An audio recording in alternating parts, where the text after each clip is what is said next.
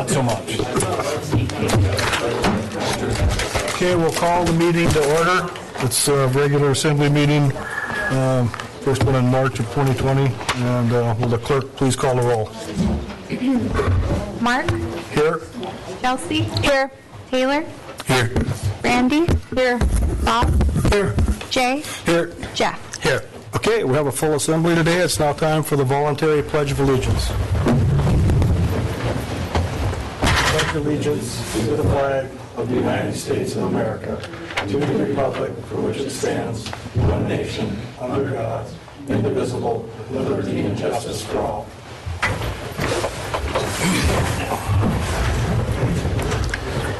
Okay, I'll entertain a motion to approve the minutes of the February 18th, 2020 meeting. Second. Motion's been made by Member Michi, seconded by Member Borough. If there's no changes to the minutes from that meeting, all those in favor of approving them say aye. Aye. Aye. Okay, those minutes are approved. Today's meeting agenda, I'd entertain a motion to accept today's agenda as presented. So moved. Second. Okay, Member Bucci made the motion, and Member Stanton-Greger seconded it. And seeing no hands coming up for modifying today's agenda, all those in favor of moving forward as presented, say aye. Aye. Okay, public hearings. There are none today. Bid awards. There are no bid awards today. So that brings us to persons to be heard. And we were expecting a couple of people to call in. I haven't heard the phone beep. Is it set up? Yes. So I guess if they call in later, we will recognize them. It's Nils Andreasen, Executive Director of Alaska Municipal League, and Glenn Gilbert from Swell LLC. So hopefully they will call in. Mayor? Oh, okay. And who's this? Nils? Sorry, this is Nils Andreasen. Oh, welcome, Nils. Hang on one second. Maybe we can get a microphone for the speaker here. Okay, thank you, Nils. You've got the floor. Great. Thanks, everyone. My name is Nils Andreasen. I'm the Executive Director of the Alaska Municipal League, and really wanted to be available to you as you take up the question of remote sales tax collection. As you know, this is something that the Alaska Municipal League has been working with many of our local governments on for the last year and a half. And the approach so far from local governments has been to focus on the ways in which this levels the playing field for local businesses and essentially removes the discount on online purchases that's been in place. We have put in place, based on member feedback, a centralized administration that removes any undue burden on remote sellers and marketplace facilitators, and preserves your taxing authority, rates, exemptions, etc. And so we think we have a system in place that empowers local governments to enforce their sales tax code more broadly on remote sellers, and a solution that provides parity for small businesses and local businesses in your community so that they're better able to compete with sales from outside. So we are live in terms of our ability to collect on your behalf. Our websites are up, both for jurisdictions to register, but also sellers to register, and once they've begun collecting, to start remitting. And we've got a good platform in place to support both business and local governments. We're excited about this. We think it's a benefit to local governments and a service to our members. And I'm happy to answer any questions that the Borough Assembly might have in this regard. Okay, thank you, Nils. Any questions of Nils? Member Mucci has a question for you, Nels.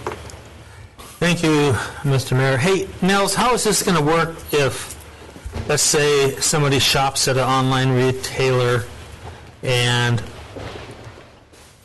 does the sales tax, I think I know this part of the question, but does the sales tax go back to AML and then you keep it in the fund after you've determined how much is supposed to come back to just Petersburg in general, or how do you distribute the funds? Yeah, thanks. It's a good question. So what the commission has done, and this is less. So this isn't an AML hosted activity. It really is based on member participation. So the commission's made up of you and others who have signed on. The commission is collecting on your behalf, and so the online sales that are collected by a seller, that seller, just like it would at the borough, the seller will produce a return each month, and with its return, it will calculate the sales tax due. It'll transfer those funds over to a holding account that the commission has in place, and AML staff on behalf of the commission will calculate kind of the totals for all sellers and remit back to Petersburg within I think we have it on a 5-day timeline. Basically 5 days, that remittance should appear in your account. Thank you. Does that answer your question, Member Mucci? Okay, thank you, Nels. Any other questions of Nels today? Okay, seeing no other questions, Nels, thanks for calling in. Yeah, thanks so much. Yeah. Is there anyone else on the phone that would like to talk to items related to today's agenda? Hello? Hello, There's Glenn. Someone just Glenn called. Gellert, regarding the 15-unit affordable housing project. Perfect timing. You have the floor. Hello, can you hear me? I can hear you just fine. Can you hear us on this end? Yes. Okay, yeah, you have the floor. I'm here with, thank you. Yeah. Yes, I'm here with John McGrew, who is our partner, and another staff member, Terry Snyder, and we're here to talk a little bit about the tax treatment for our 15-unit development that we're planning to build on Excel Street, across from the hospital. This is a low-income housing tax credit project where all the tenants are going to be making 60% or less of median income. And we're going to be charging rents that are commensurate with this income, and these rents are set by HUD. And so the property has a restricted rent situation. And so there is a state statute in which low-income housing tax credit projects are treated slightly different when it comes to property valuation for property tax purposes. And we're asking that the Borough of Petersburg opt into this treatment and adhere to the state statute that allows our property to be valued using the income approach evaluation and taking into account the rent restrictions that are in place. So I'm available, and our team is available to answer any questions that you might have. Okay, thank you. Mr. Gilbert, is there any questions? Or Member Mucci has a question for you. Thank you, Mr. Mayor. So actually, you're speaking in support of agenda item 15E, is that correct? I believe so. Okay, thank you. 15 is a resolution determining that low-income housing tax credit property shall be assessed on the basis of actual income derived. So, yeah, that's That's correct. That's what we're asking, is that the Borough review our financials every year, our audited financials, and make a valuation decision based on those financials. Okay, thank you. Is there any other questions of Mr. Gilbert? Okay, seeing none, thank you for calling in, and we will have that resolution before us later in today's meeting. Thank you. Okay, did someone else call in? Is there anyone else on the phone line? Okay, that brings us to people in the audience with items related to today's agenda. I'd like to remind everybody we have a 5-minute time limit, and when you address the body, you're addressing the whole assembly, not one assembly member or one assembly member's position on anything, and I'd appreciate it if we could have the testimony without questioning anybody's character. So, thank you. You first, Mr. Steenbrook.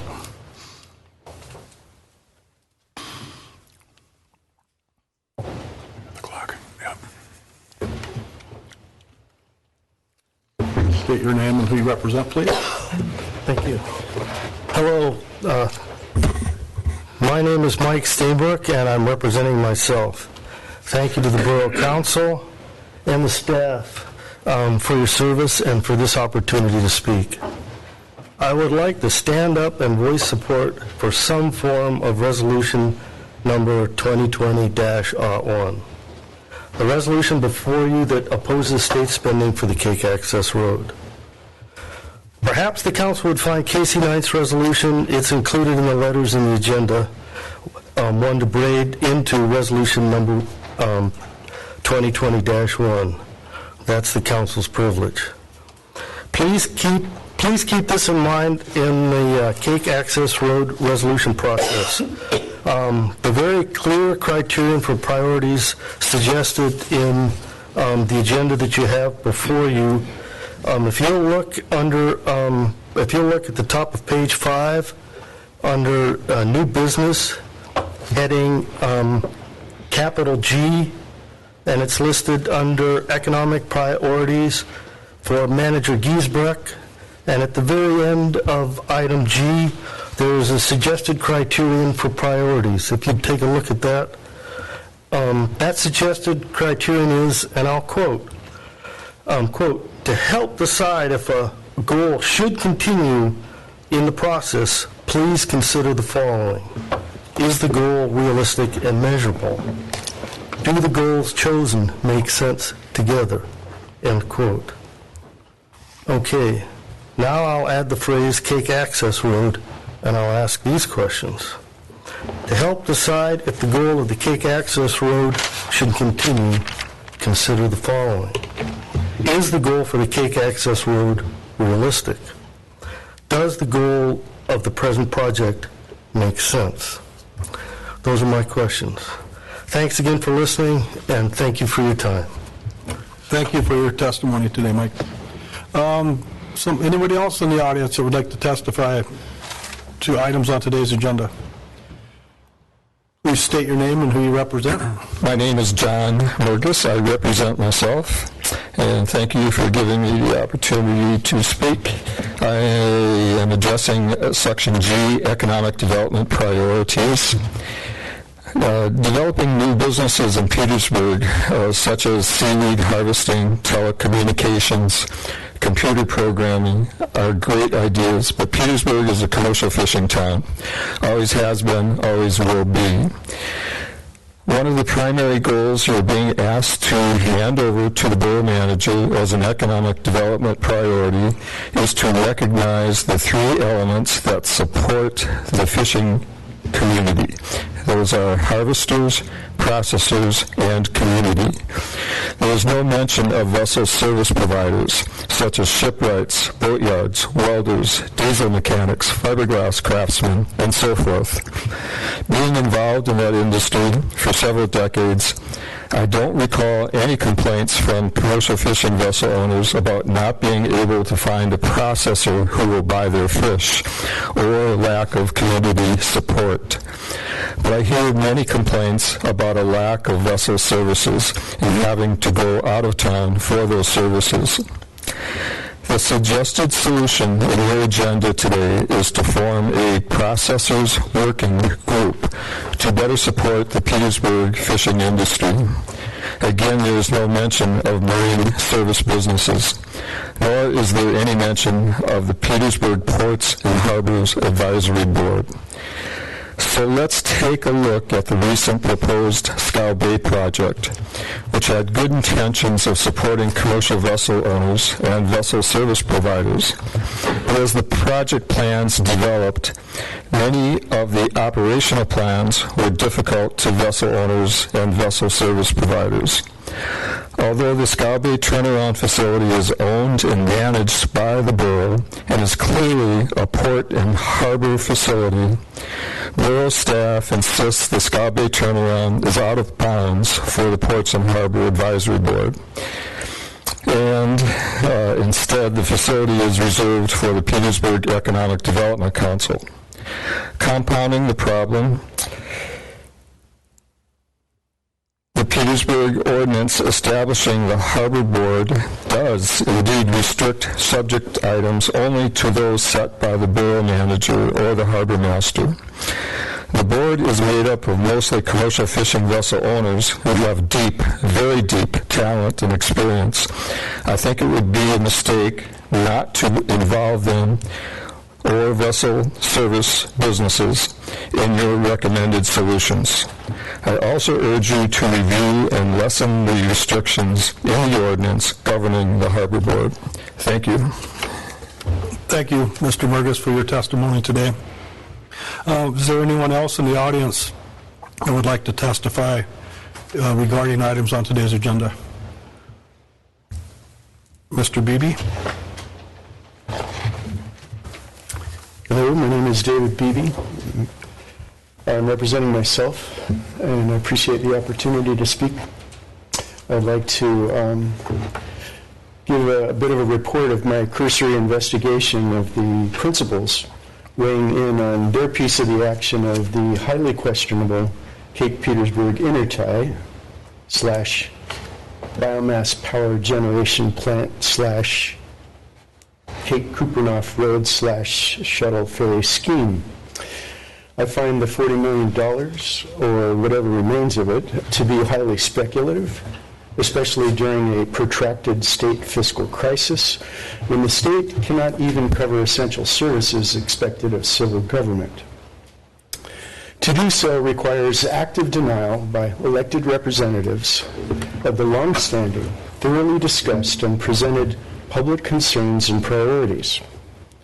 These expenditures are not commensurate with the dire fiscal needs of a state failing to meet its obligations to its constituent residents. The letter received by the Borough in the last Assembly meeting from Global NRG's president deserves attention and due diligence by all Assembly members, since Global NRG seems to be the first in line and central to the Cake Road project. Global NRG's unqualified endorsement of Senator Stedman's letter attacking the Borough Assembly draft resolution provides a wealth of false statements while raising some unsettling questions regarding the relationship of Global NRG and Cake Tribal Corporation, the City of Cake, the Cape Petersburg intertie, and Senator Stedman's multipurpose roads to resources scheme. The letter was signed by Michael John Bartlett, president of Global NRG Limited, who describes his multinational corporation this way: a leading waste-to-energy, renewable energy, and energy storage group operating around the world. So supposedly millions of microgrid projects have been installed around the world, and Global NRG having been in the business since 1976. Well, you would think then that there would be lots of evidence that this is a growing concern. And it seems like an exciting prospect from a legitimate concern, but keep in mind, however, there's a very big difference between Global NRG and NRG Global. A perhaps deliberate choice of nomenclature for seeding confusion between an offshore shell corporation entrepreneurship and a legitimate multinational corporation with a proven established track record. Again, keep in mind, the following information I've gathered is really a cursory review of the background of Global NRG. However, its former relationship to Biosphere Development Corporation, revealed in Securities and Exchange Commission filings of that corporation's parent company, offer a disturbing history worth serious fiduciary scrutiny by the local governments of Cake and Petersburg, as well as the state of Alaska. So the street address listed in New Zealand for Global Energy offices appears to be a residence. Global Energy's secondary address in Tortola, British Virgin Islands, with no physical reference, actually is a post office box, and it was provided by the International Consortium of Investigative Journalists, which lists that address as also being used by hundreds of other offshore shell corporations exposed in the Panama Papers. Global NRG's background financial history of note, however, is that in 2007, Global NRG, in affiliation with Biosphere Development Corporation, which is a subsidiary of Global Environmental Energy Corporation, basically pulled off the same scheme with other countries. GEC was the publicly traded penny stock that was being exclusively dependent upon the proprietary patent and expertise owned by Dr. C.A. McCormick of Nassau, Bahama. And so the SEC statement shows that it was basically quickly formed and quickly dissolved in Mr. 4 years. 5 minutes. Can you please wrap it up? Okay, well, the point being is we need to really understand the full significance of a pitch that is from a highly questionable company that cannot particularly define its legitimacy. Thank you. Thank you for your testimony and your information. It's interesting. Anybody else in the audience that would like to testify today? Mrs. Knight? And then...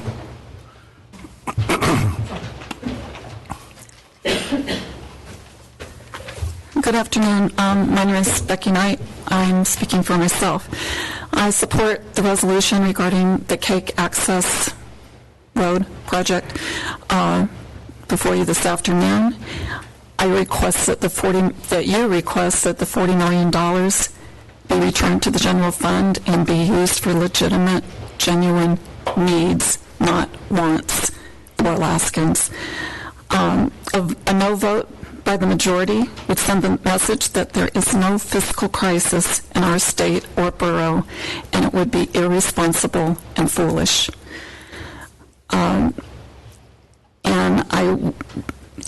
I guess that's about it. And actually what Dave has uncovered is extremely troubling, and it raises the question, is this a $40 million subsidy for another private corporation, which we just seem to be unable as a state to rid ourselves of that concept.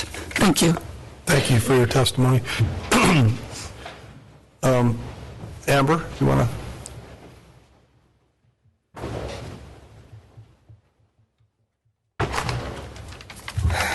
Good afternoon. My name is Amber Burrell, and I represent Rock and Road Construction.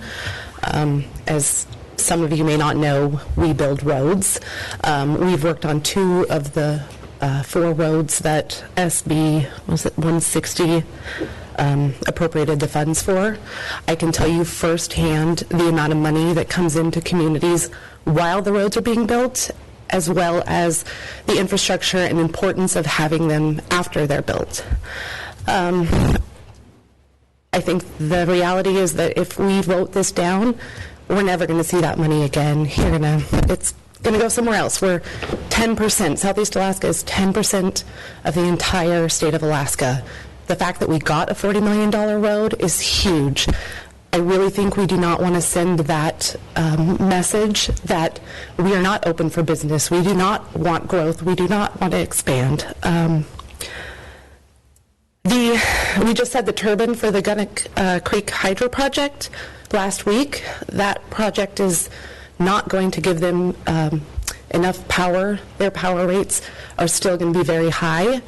All these fundraising, sending food to Cake, even though they have a barge, we want to help our neighbors. So where are we now with wanting to give them accessible, inexpensive power? Why are we not willing to be good neighbors for those things? Let's see. I didn't have much time, so I'm going to leave you with this out of the World Economic Forum, the little quote I read. It says that roads are the arteries through which the economy pulses. By linking producers to markets, workers to jobs, students to schools, and the sick to hospitals, roads are a vital part of any development. So please don't send that letter. We don't want that going back there. We want money. We want roads. We want economic growth in this community. Thank you. Thank you for your testimony. Sonny? I just have a couple quick ones. I wanted to speak. I reside at 208 North 3rd. My name's Sunny Rice. I want to talk about items 11A and 17A, and I just wanted to let you folks know that I'm part of a group that's been working on plastics issues and recycling and the like in the community. So I'm not quite clear as to what's happening with the rate study or when that's going to come out, but we would love a chance to participate in any conversations that happen with recycling. And I also wanted to very briefly address 15E, which is about the low-income housing.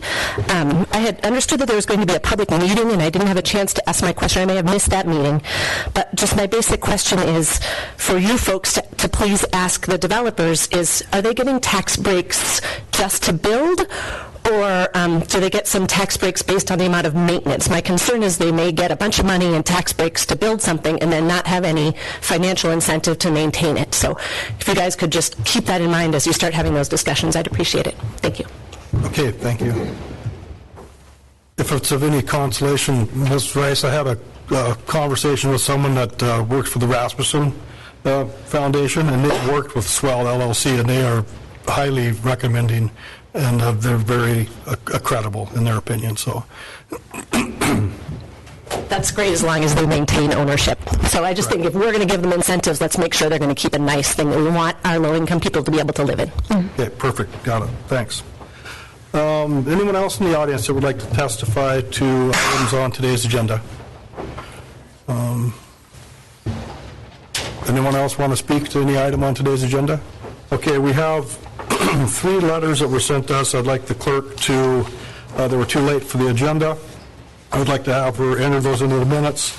And one of the letters is from Teresa Struley, and she asked that it be read into the record. She asked me personally if I would, and I told her I would because she couldn't make it today.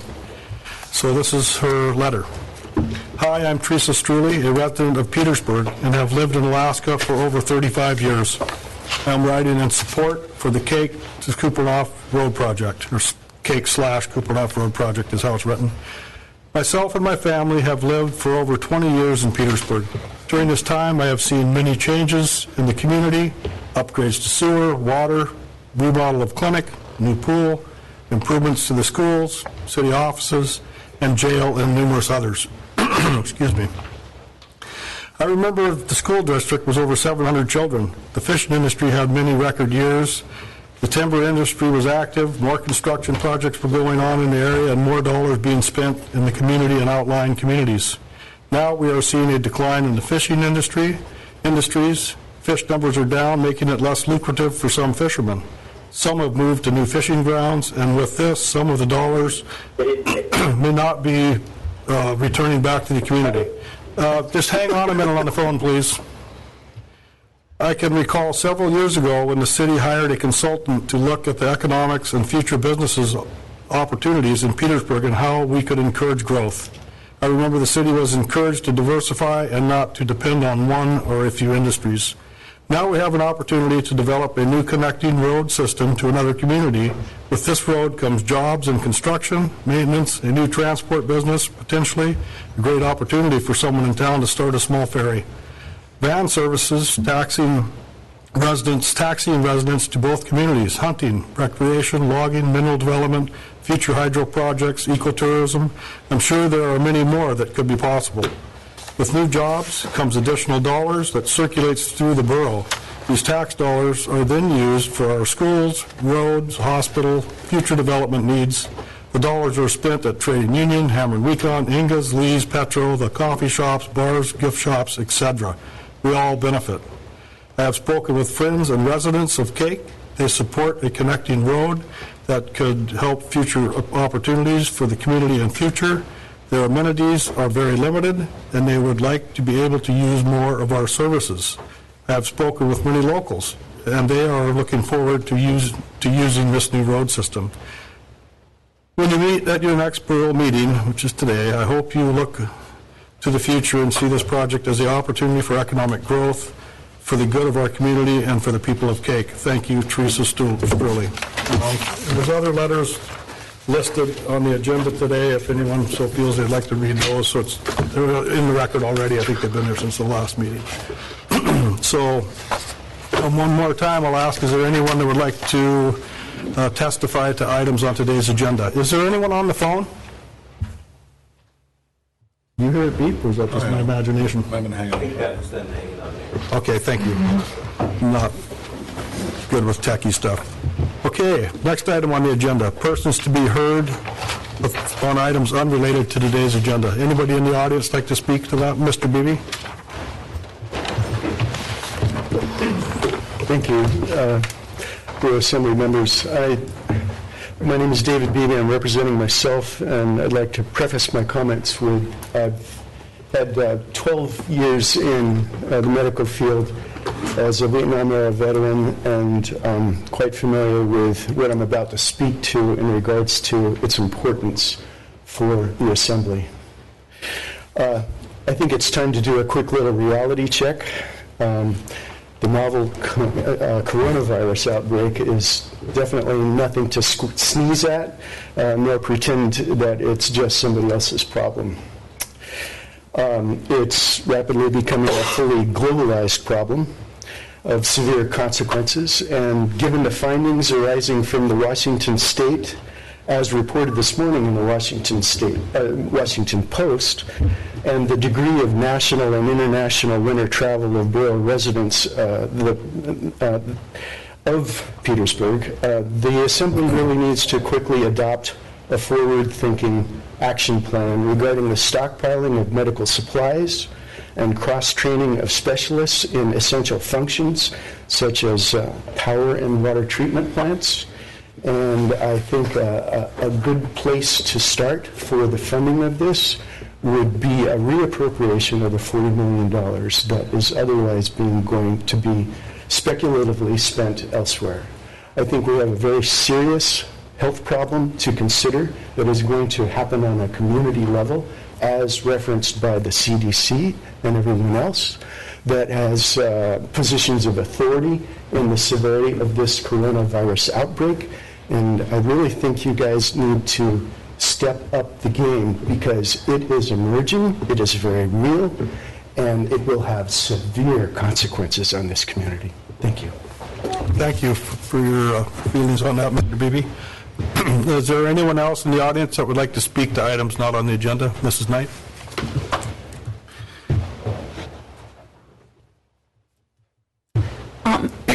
Yeah, it's been over a year, almost a year and a half, since the last time the Washington Office Activity Review was mentioned by this body.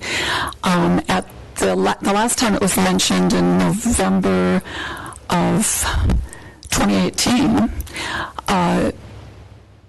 the results of some so-called audit was imminent any day, and based on that advice from some unnamed source, the council delayed action on it.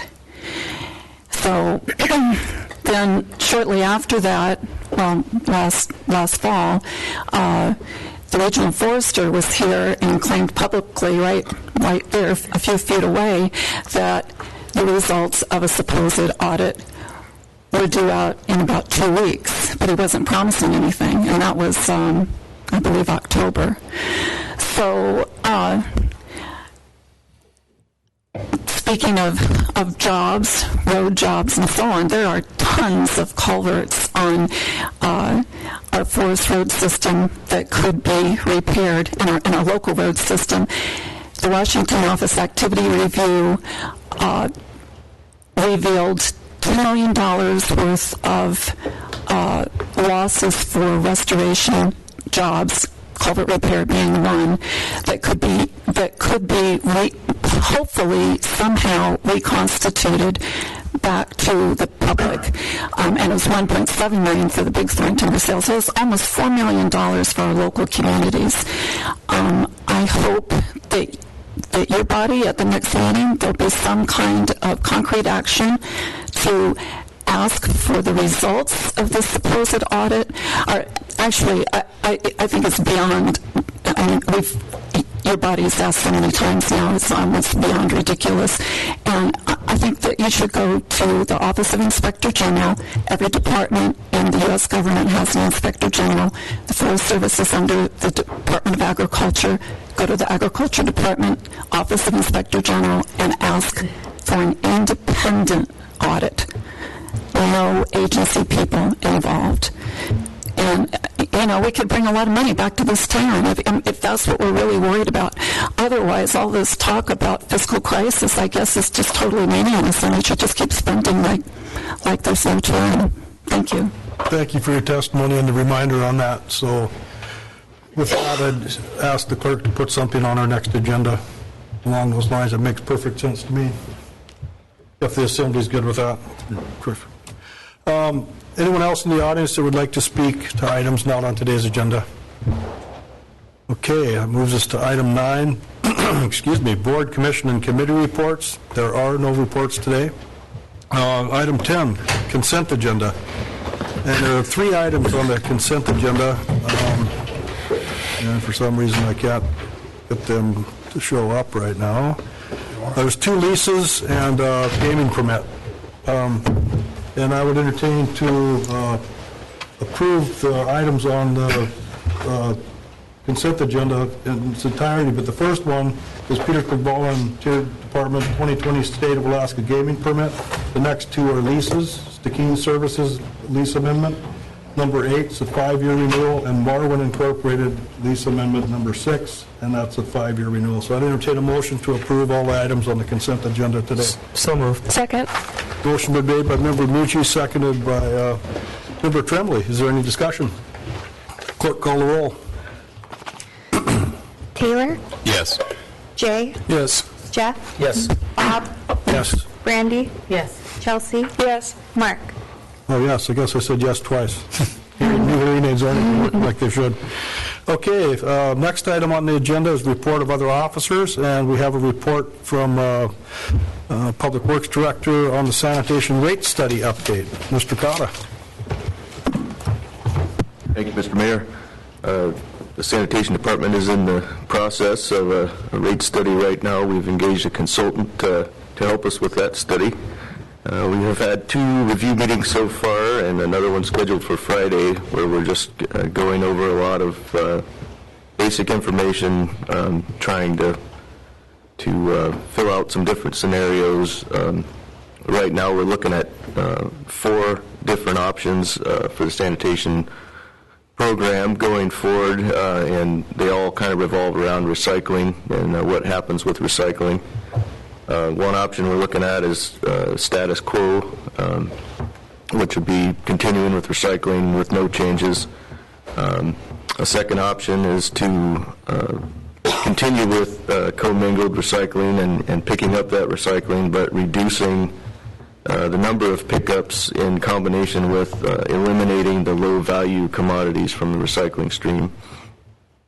Third option would be to discontinue curbside collection of recyclables and go to a drop-off program for our recycling. And a fourth option would be to have no recycling and just quit recycling, just be picking up garbage, get out of the business of recycling.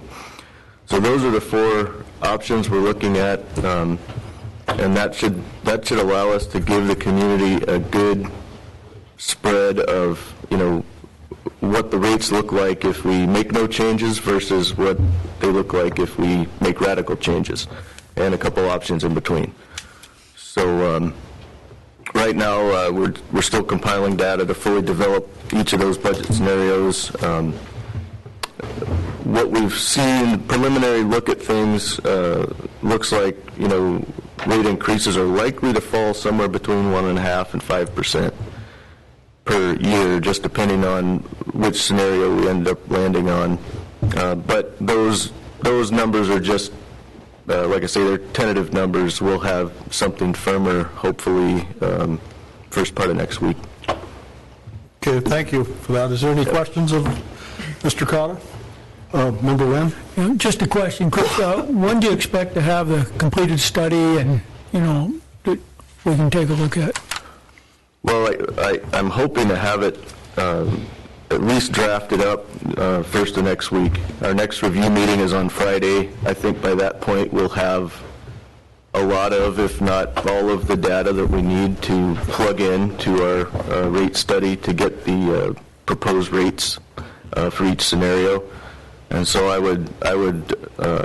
going to try to have that ready, next week, and definitely ready prior to the next assembly meeting. And unless the assembly wants to review it, at another meeting, like a work session or something. Thank you. Member Mucci? Thank you, Mr. Mayor.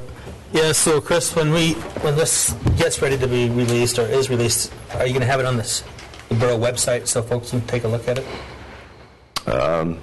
We could do that. I mean, when we're ready to release it, it's going to be, put out to the public. So we could, if that's what the assembly and the manager would like to do, then we can do that. Mr. Mayor? Member Mucci? Go ahead. No, go ahead. He defers to the member. Sorry, thank you. Manager. At the end of your meeting, there was an assembly discussion item on this issue, and that's kind of why I wanted it on there, was to kind of talk through how does the assembly want to handle this. Do you want work sessions? Do you want public meetings? Do you want just kind of get a feel for how you, and this is clearly an important issue to the community, and how does the assembly want us to approach it? You'll have numbers at that point, and those are numbers that we can share with the public, and we can do that in all sorts of different ways. But I wanted to hear some direction from the assembly. Okay, thank you. Perfect. So we'll talk more about this at the end of the meeting. Is there any other questions of Mr. Cotta? Okay, seeing none. We'll move to the next item, and that's the mayor's report. And we're still seeking letters of interest from Borough residents to serve on the Public Safety Advisory Board until October 2020 municipal election. Letters can be sent to Clerk Thompson at Box 329, Petersburg, Alaska, 99833, or emailed to dthompson@petersburgak.gov, or drop by the clerk's office on 12 South Nordic Drive. Or else you could call for more information if you need it, Clerk Thompson at 772-5405. And I'm going to give a little report on the Southeast Conference and Alaska Municipal League. The Southeast Conference, the ferry system was, as you can imagine, a big topic at that venue. There was comments by different legislators. Representative Stutes, the DOT needs to listen to Southeast Conference and the Marine Transportation Advisory Board on their thoughts. And since then, the governor has appointed a team of people to look into the ferry system with Representative Stutes and Senator Stedman, with two of the people on there, and Robert Venables from Southeast Conference. And Stutes, one of her comments was she's having a hard time swallowing the lack of marine transportation system for coastal Alaska, what's happened to our ferry system. So she's pushing for it quite hard to be put back in place at some level. Representative Lance Pruitt, I think his first name is Lance, from Anchorage, he was in favor of the ferry system. It needs to be a better conversation and support be between legislature and administration on a vibrant, stable Alaska Marine Highway system. Senator Stedman's comment, the ferry system not in the shape it's in due to the lack of funding.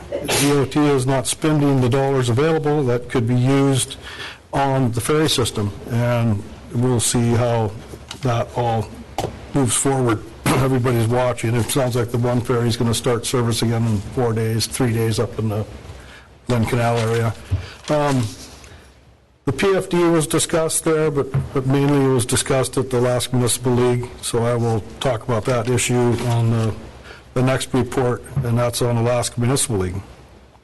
During our trip, Member Lynn, Manager Giesbrecht, and myself met with many different people, and we met with DEC DNR Assistant to the Governor, Brandon Brifnevsky, I think is how you pronounce his name, and Bill Thomas, who was a former representative, who is now the Governor's representative to Southeast, Lieutenant Governor Meyer, Randy Bates, DEC Division of Water Director, Senator Stedman's office, Representative JKT's office as well. A lot of the talk on the Ocean Rangers, I brought up a point in every meeting we had, why don't we do baseline water sampling this time of the year since the industry's been off the waters for the last 6 months. There's money there that's collected by the $5 head tax from the cruise industry that wasn't spent last year, and there's a possibility that that's going to be, according to Senator Stedman's office, put in the budget this year. So maybe we'll get some baseline studies of the waters of Southeast Alaska with no traffic on them for 6 months, and then as the summer progresses, take a few other samples and go from there. DEC, the governor is proposing that DEC is to replace the Ocean Ranger program. There won't be no onboard rangers. Some ships will have inspections before the season. They're encouraging electronic monitoring and on and off through the season random sampling.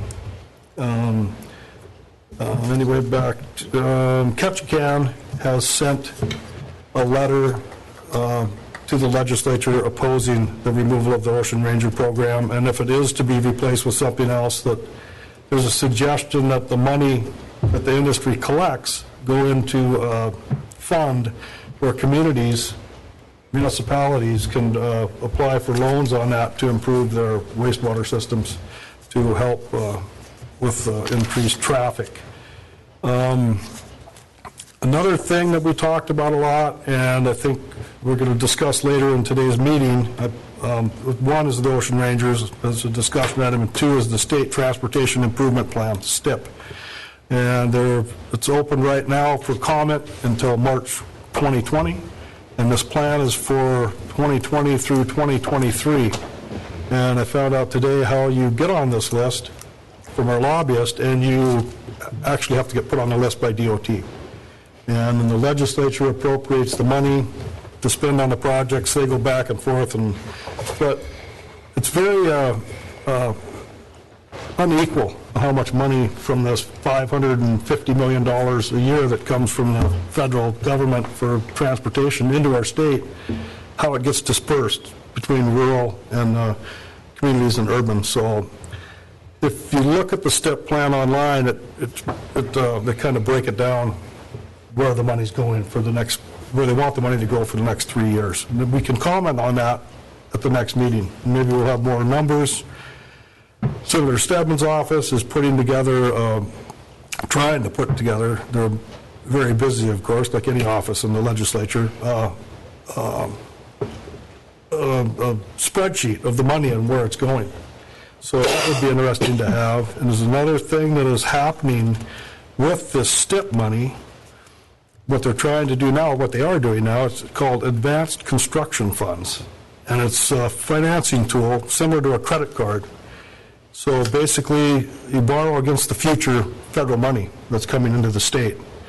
And if you take some of the money you have in the piggy bank now and put that towards a project designated for future funds, like in 2020, 22, 23 down the road, you're obligated to complete that project, or else you have to give the money back to the federal government.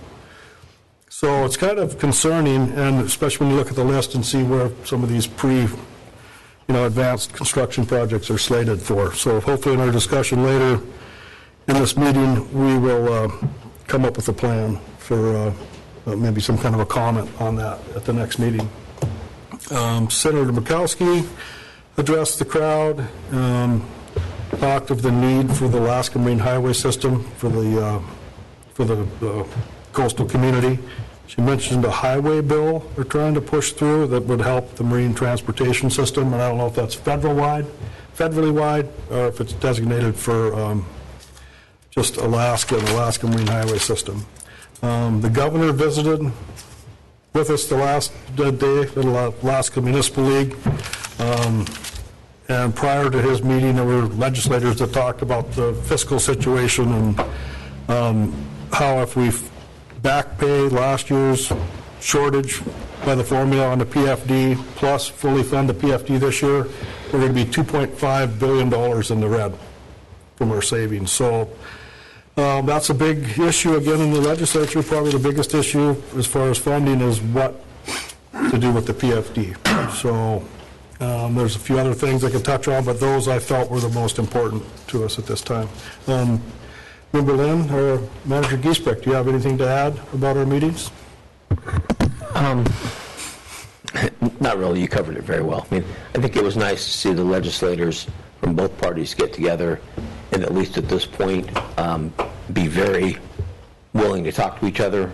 That was nice to hear. That was a little different than what we saw last year. I think the mayor's correct.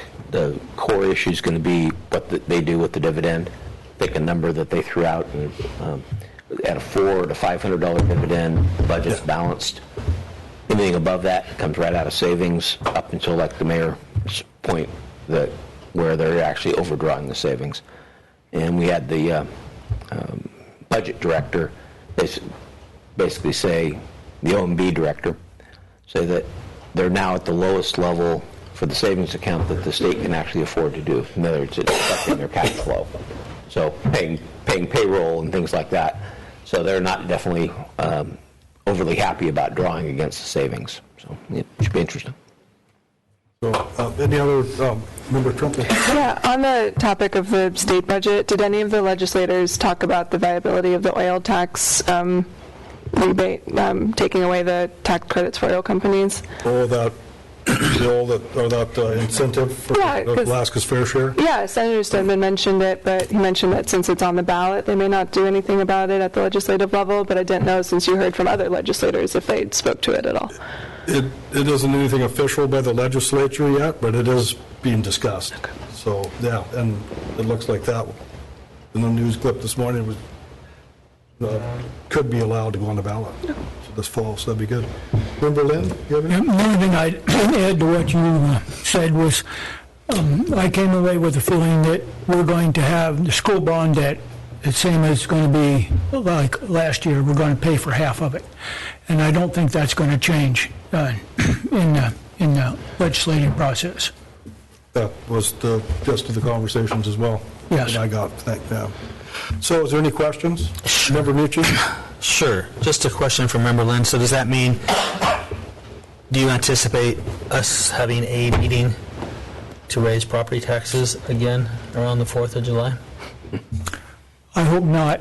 I hope we do deal with this in the budget, but we will have to pay part of that we did not pay for before. I have other comments, but I'll wait till we get into discussion item. Go ahead. I have a question for Jody. After our decision last year to raise the millage rate to cover the half of the school bond indebtedness that they took away, does that carry on into next year as well, or do we have to annually? Well, we annually set the mill rate. Okay, yeah, right. So we'll have to adjust it at that time. Member Mucci? And I believe that we talked about when we approved the budget policies in January, we talked about using part of the surplus from last year to offset that, so we won't have to raise the mill rate quite so much. Okay. Member Mucci? Sure. Thank you, Mr. Mayor. Regarding the state transportation improvement plan, I mean, is that something that we are putting our list together and giving to DOT, or are they just doing that? Is the state doing that to us or for us? I think the manager and the PDC director, Liz Cabrera, had a little communication back and forth. Liz, do we have projects in the STIP program? I haven't looked through the whole document, so. My understanding is we have projects on the needs list, but none of our projects are actually in the STIP where they would get funding, right? So we have a big laundry list of projects kind of hanging out there that the state's aware of and they've asked the community to go through and update that needs list. So That doesn't automatically put it on the STIP, obviously. sounds like DOT decides what they're going to put into the 3-year plan that they're accepting comments on until March 20th. Remember, Lynn? Yeah, to follow up on that, in the funding, there's about $18 million a year in that plan that goes to the ferry system. But for the next 3 years, that $50 million approximately goes to rebuild 3 of the ferry dock facilities, one in Skagway, and I don't remember where the other 2 are at. So there's essentially none going to the operation of the ferry. I'll make that point. And the second one I'd make is that when my cursory review of that, there was hardly, I don't think there was anything went southeast for the regular DOT funds. Do you remember, Liz? I've looked through, it's about a 60-page document, and they don't make it very easy to read. They They do don't not. break it I down agree by with district, and that's what Senator Stedman's office is currently trying to do. But, and as far as and we'll have this discussion later too, so, yeah. But, yeah, there's Tenakee and Skagway are 2 of the terminals. One's $23 million, another one's $13 million.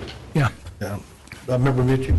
Sure, just to stay on this topic just for a second. So DOT is putting a list together of projects statewide, and right now, unless we specifically want to add our projects to this list, it's just going to be a DOT list, not a community-specific list.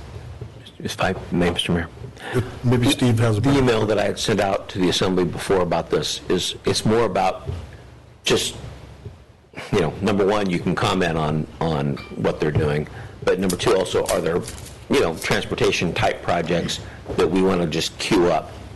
As Liz said, we've done this before. We have a list that's out there already.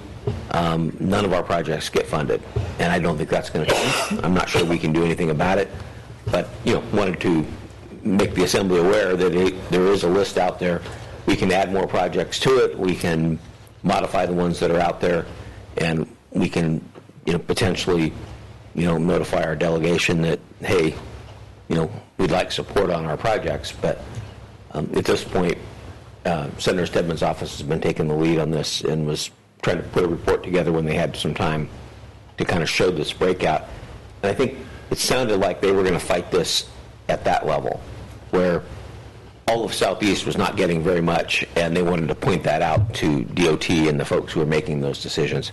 But again, that's up to the Assembly if you want to try to lobby for some of those projects with DOT to get funded. I think that was one of the reasons I wanted to give this report and then have it as a discussion item later, so hopefully we could, at the next meeting, which is the 16th, have some kind of an action item potentially. And maybe by then we'll have a breakdown of expenditures out of that STIP program for rural and urban Alaska. Member Michi? Yeah, thank you, Mr. Mayor. If we're going to talk about it at the next meeting, it would be nice maybe to get that breakout of what our priorities are on the DOT list that Liz has, and so that we can make sure those are our priorities, and then if we want to move that list to the DOT about these are our priorities in Petersburg, we'd have that already. Yeah, just to make sure we're on a list somewhere would be good. Okay, if there's no other questions on the mayor's report, that brings us to the manager's report, and today Manager Kiesprick's going to give us an update on the Petro property. Thank you, Mr. Mayor. Both Petro and the Borough have received the Phase 2 environmental assessment from Shannon and Wilson. The report does show the presence of some contaminants in at least 2 locations on the property. The next step, though, is it starts to get kind of a little nebulous. We're going to discuss with Petro what their plans are, and to kind of hear from them on, when are they going to reach out to Alaska DEC, and what is Alaska DEC going to tell them, and what's the time frame on that. So clearly this is official information, so DEC has the right to it, and they'll get their hands on it. They will then come back to the owner of the property, which is Petro, and say, here's what we want you to do. And they could say, it's fine. And they can say, hey, we're okay with it. Or they can say, like we did with Mitkoff Motors, we need you to put a hard cap on top of it and agree to never touch it again. Where they could say, Petro, we need you to clean it up. And so we won't know really for a while. We've reached out to Petro's attorney, told them that we'd like to meet with, hear what they have to say.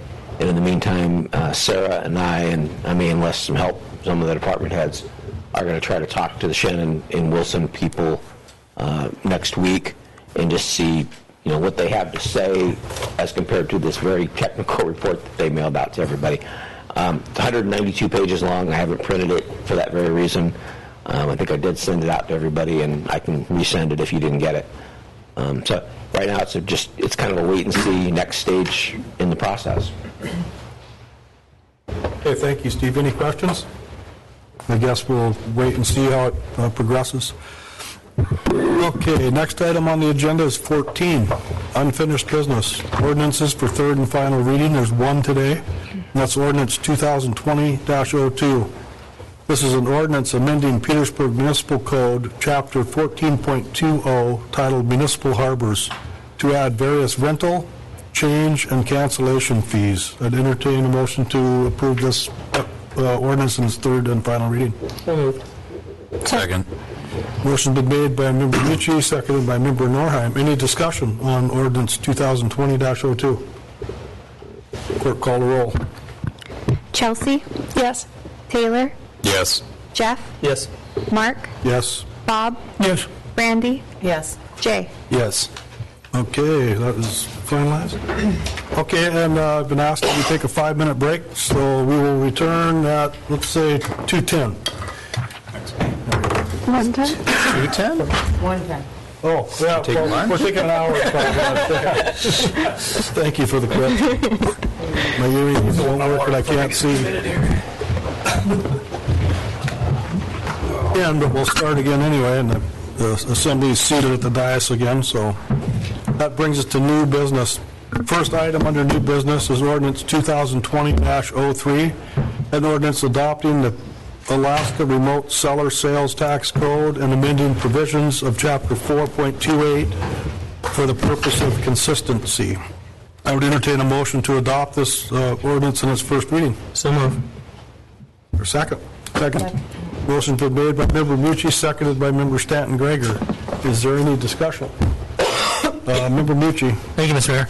Hey, just a question to Steve or staff. Do we have any idea how much money we might be capturing when this goes into, hopefully, effect?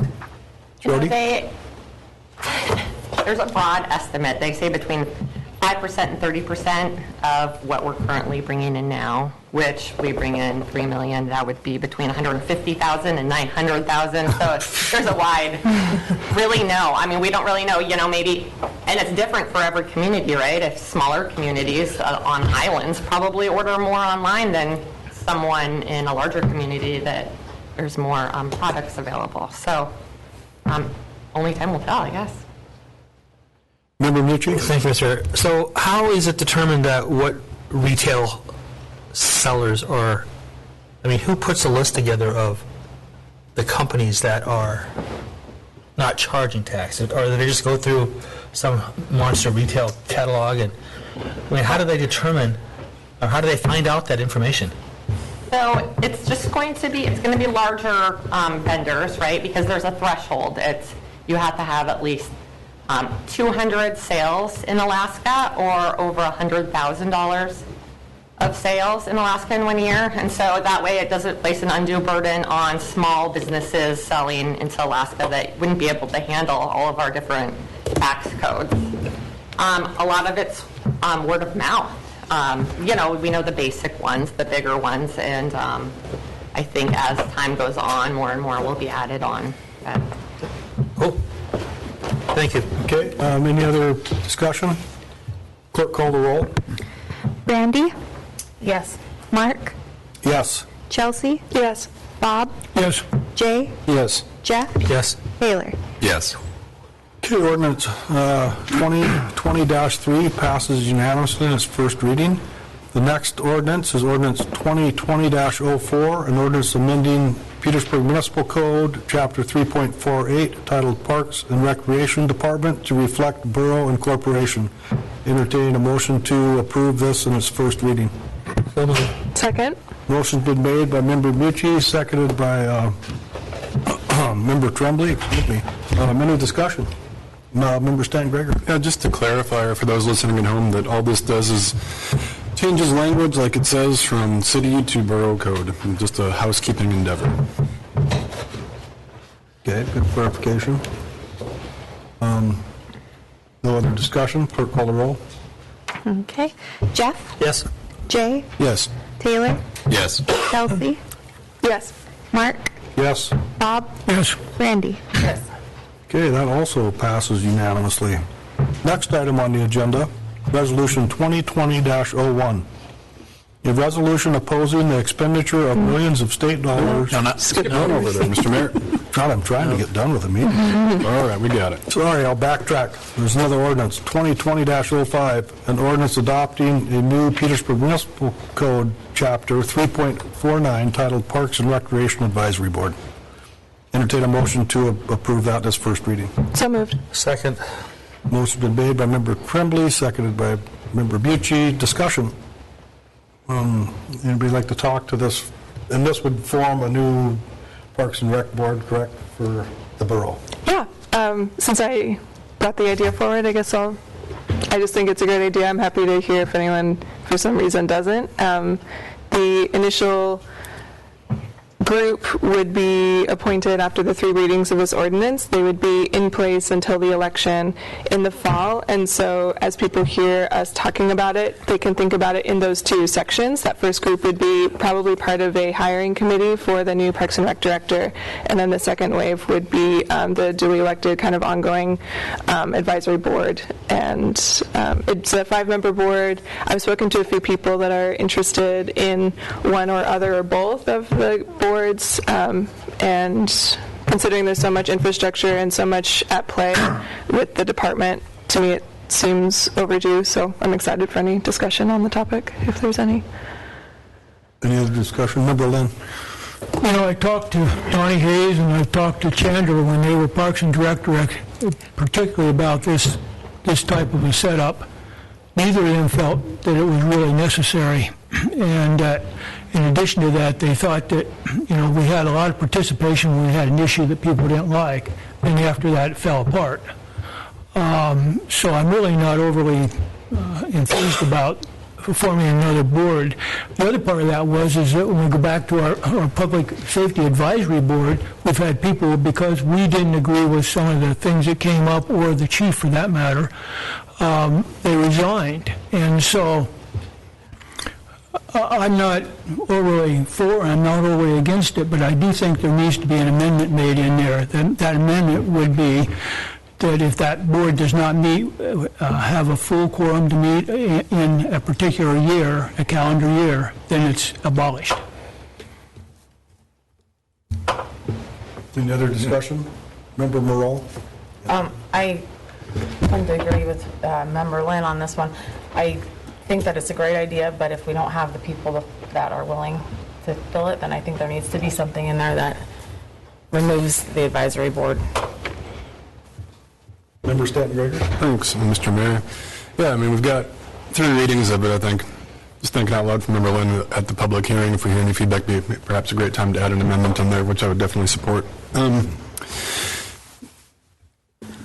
not overly enthusiastic about it, although I will most certainly vote yes. That board was dissolved from, and I quote, ineffectiveness and lack of quorum, non-attendance. There was it wasn't something an assembly member randomly dreamed up to get rid of the Parks and Rec Board. It was done for a reason. It was not in short, it was not a functioning board for a long time, and so the decision was made to remove it. That said, I have no problem encouraging the public to participate in this, and I think right now with some of the more hot-button issues regarding Parks and Rec, it gives some people a real opportunity to get involved in the process, to be part of whether it be hiring or just the flat-out advisory role, and give it a shot. I would never vote to make less democratic opportunities. So despite my reservations, I'll definitely be voting yes. Member Tremblay, you had a comment? I see your hand up. Or? No. Okay. Any other comments?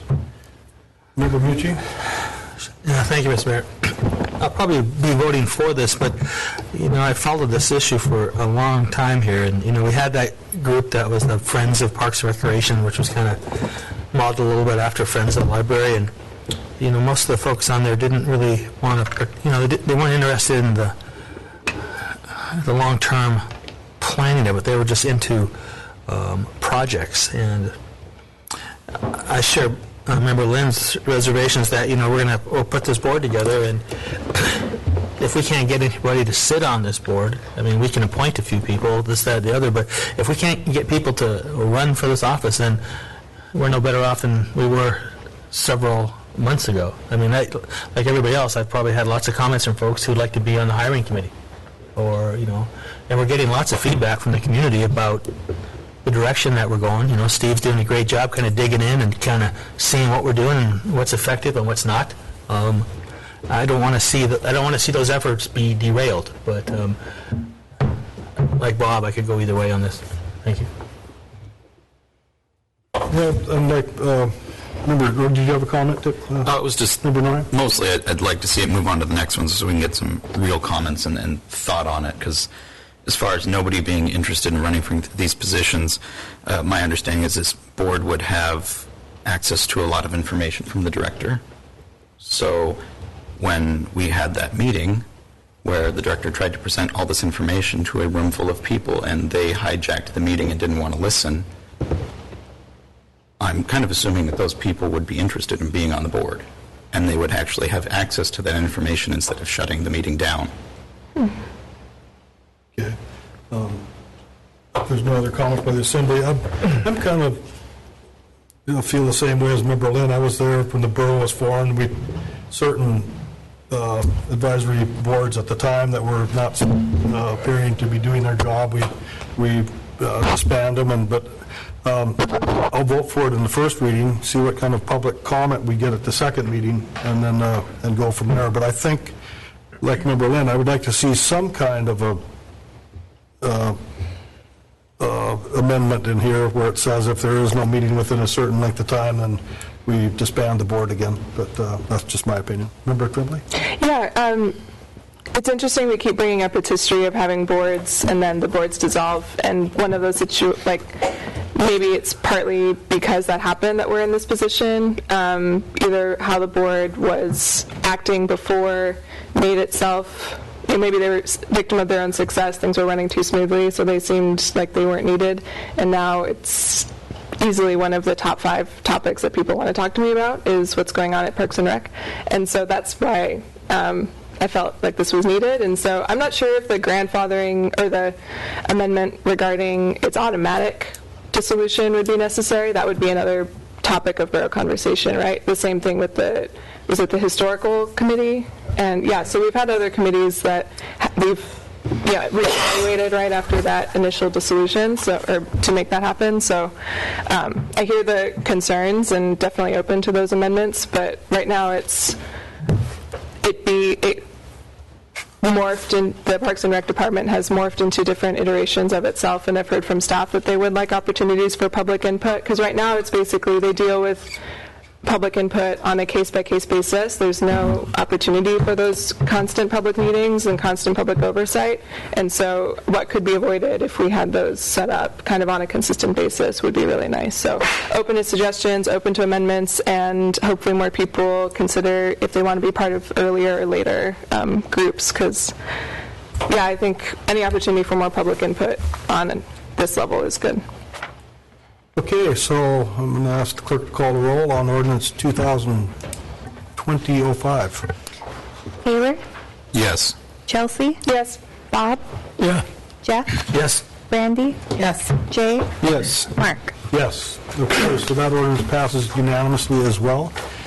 And the resolution before us now is Resolution 2020-01. This is a resolution opposing the expenditure of millions of state dollars for the Cake Access Road project and urging the legislature to reappropriate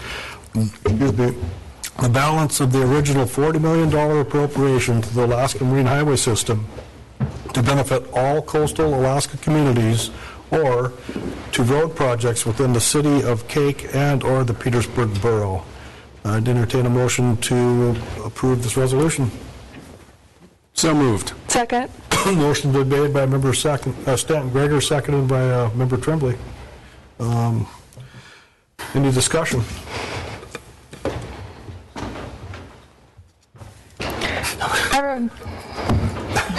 Member Tremblay. Everyone's drinking water, so I'll jump in. I'll be voting to support this, and I wanted to just explain my brief reasons why, hopefully brief. Some of them come from Senator Stedman's comments at the chamber dinner the other night, which I was grateful to be able to attend. I've never heard Stedman speak to the public before, mostly because $40 for dinner is a lot for me. And so I was grateful to hear him address some of the concerns in person. And one of the things that really stuck out to me was when he talked about the level of isolation that Cake deals with and the need that they have for more services, and he specifically mentioned the rather difficult topic, but the high rate of suicide. And that to me was rather difficult to hear in context with this conversation, considering that the same week there was a news story from Wrangell about their asking for a social worker in their community because we have one social worker that goes between Petersburg, Cake, and Wrangell. Now that employee, that single state employee, is somebody that would in theory be benefiting from the theory of the road as a form of access. However, they tend to go, because there's a single person, they tend to be able to go over only for a day at a time, which means the 4 hours of transportation to and from by the road system would not be feasible. And so they would basically always do the flights as their weather permits. Again, because of the current ferry situation, but also again because of time.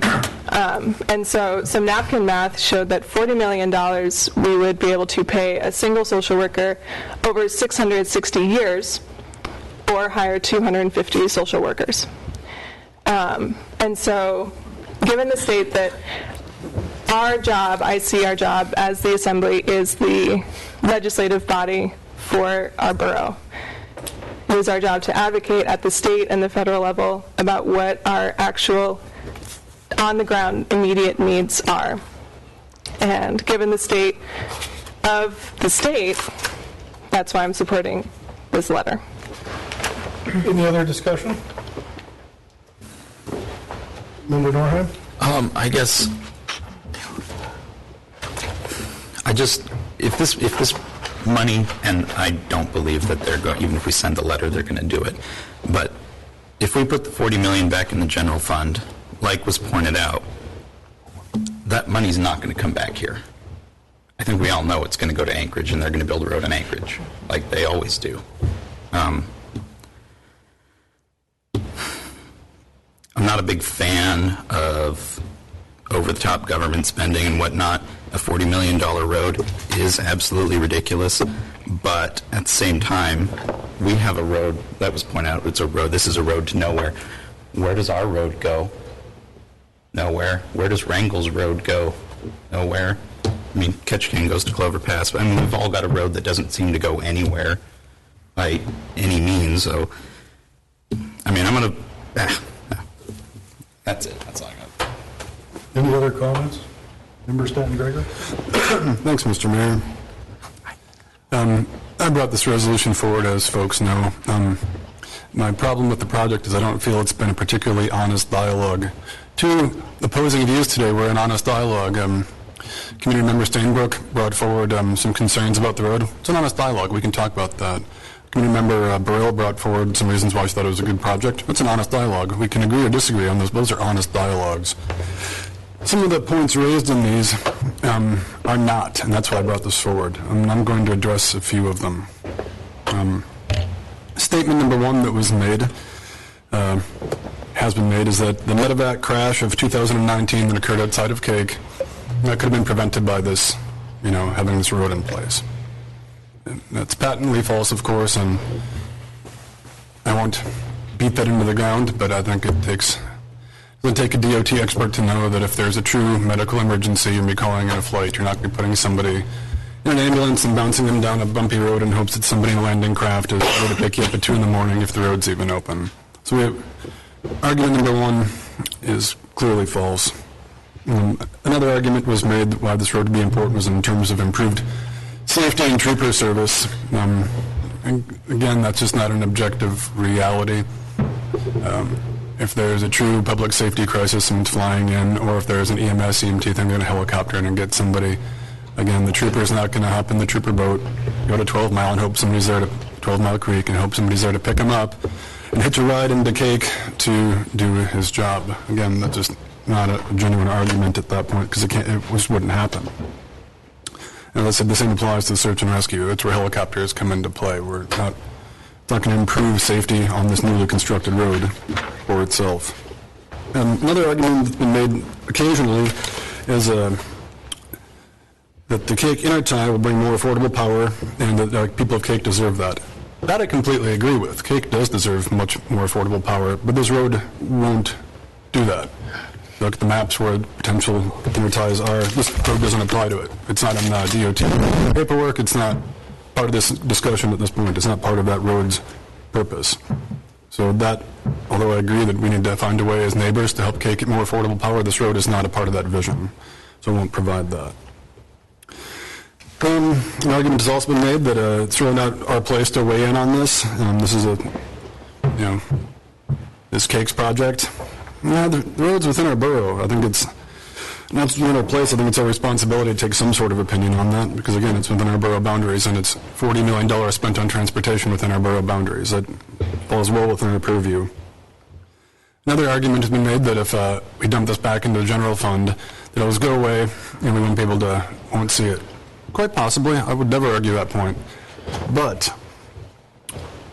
I think to advocate for all of coastal Alaska is important. I think it's our responsibility to try to serve our community well and the communities of Cake and other coastal communities. I mean, the ferry crisis right now is a true humanitarian crisis. If you read this as a news story, I'm not being dramatic to illustrate a point. If you read this as a news story, like, wow, this third world country is having a problem getting food on their shelves. This is the United States in the year 2020, and it's real. This is a true humanitarian crisis where people are having a hard time getting basic food. And that seems unfathomable to me. And to be discussing, as DOT states, a subsistence and recreational road with Department of Transportation money, it boggles my mind that it's the way things are right now. Because again, ferries are a lifeblood, and I think it is within our purview to ask the state to reconsider their priorities. Again, what they do with that is what that legislative body's duty is. I think ours, though, is to look out for our community and our neighboring communities. And that's why I brought this forward, because I think it is incumbent upon us to take a stand for both our community, the community of Cake, and all of coastal Alaska. And I hope that my fellow Assembly members will see fit to approve this. And if we're having an honest dialogue about what this road could accomplish, I'm in. In a time of non-fiscal crisis for the state, I like it. No argument for me, in fact. That's not the lay of the land in 2020 in Alaska right now, so it doesn't feel like an appropriate dialogue to be having. Thank you. Any other discussion on this resolution? Member Mirchi. Thank you, Mr. Mayor.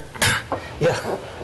It'd be nice to have an honest conversation about this whole road. I mean, it seems to be this moving target that, you listen to our senator at the Chamber of Commerce talk about the fiscal crisis, and I asked him a question regarding a $40 million road, and I got the impression that, that $40 million wasn't that big of a deal, and, it would be hard to steer that money somewhere else. I mean, I get that stuff. But even during his presentation, he doesn't want the road to go to 12 Mile. He thinks it'd be better if it went to 5 Mile. And then you get the letter from the mayor of Cake, and he wants to see it go to 5 Mile.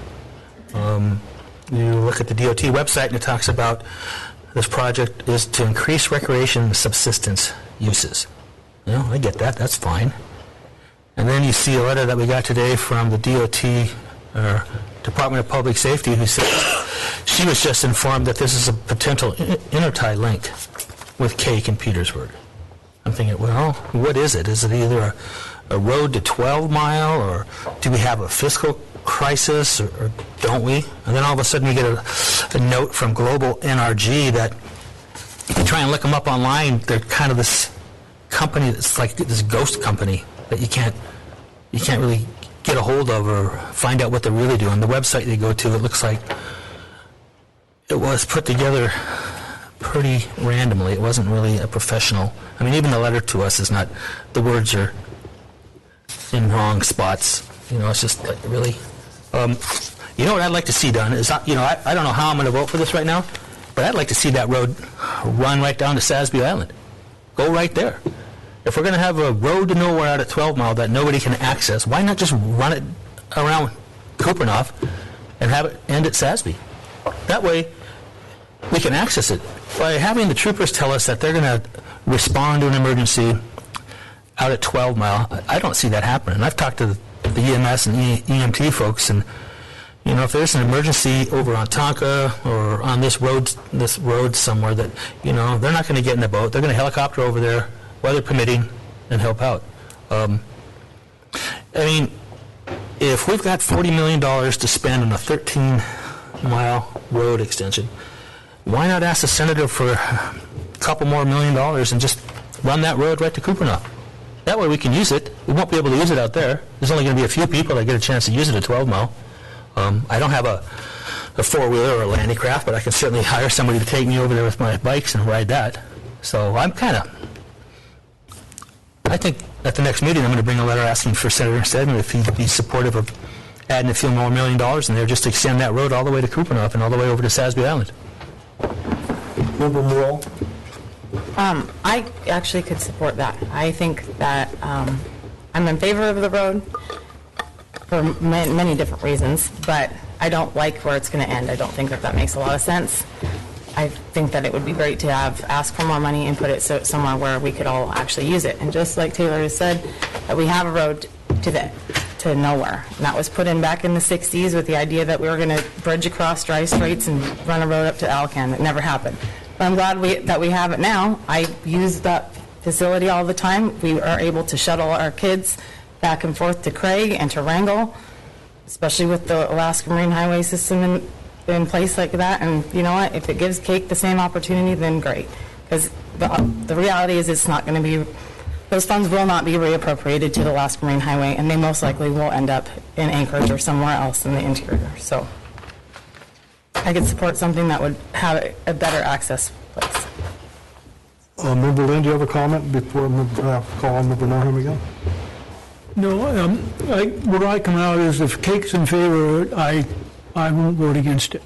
The other part of that is that I agree with Member Mucci is that it ought to come further. At least to 5, some place where you have some place you can reasonably get in and out of the weather when you're launching your craft.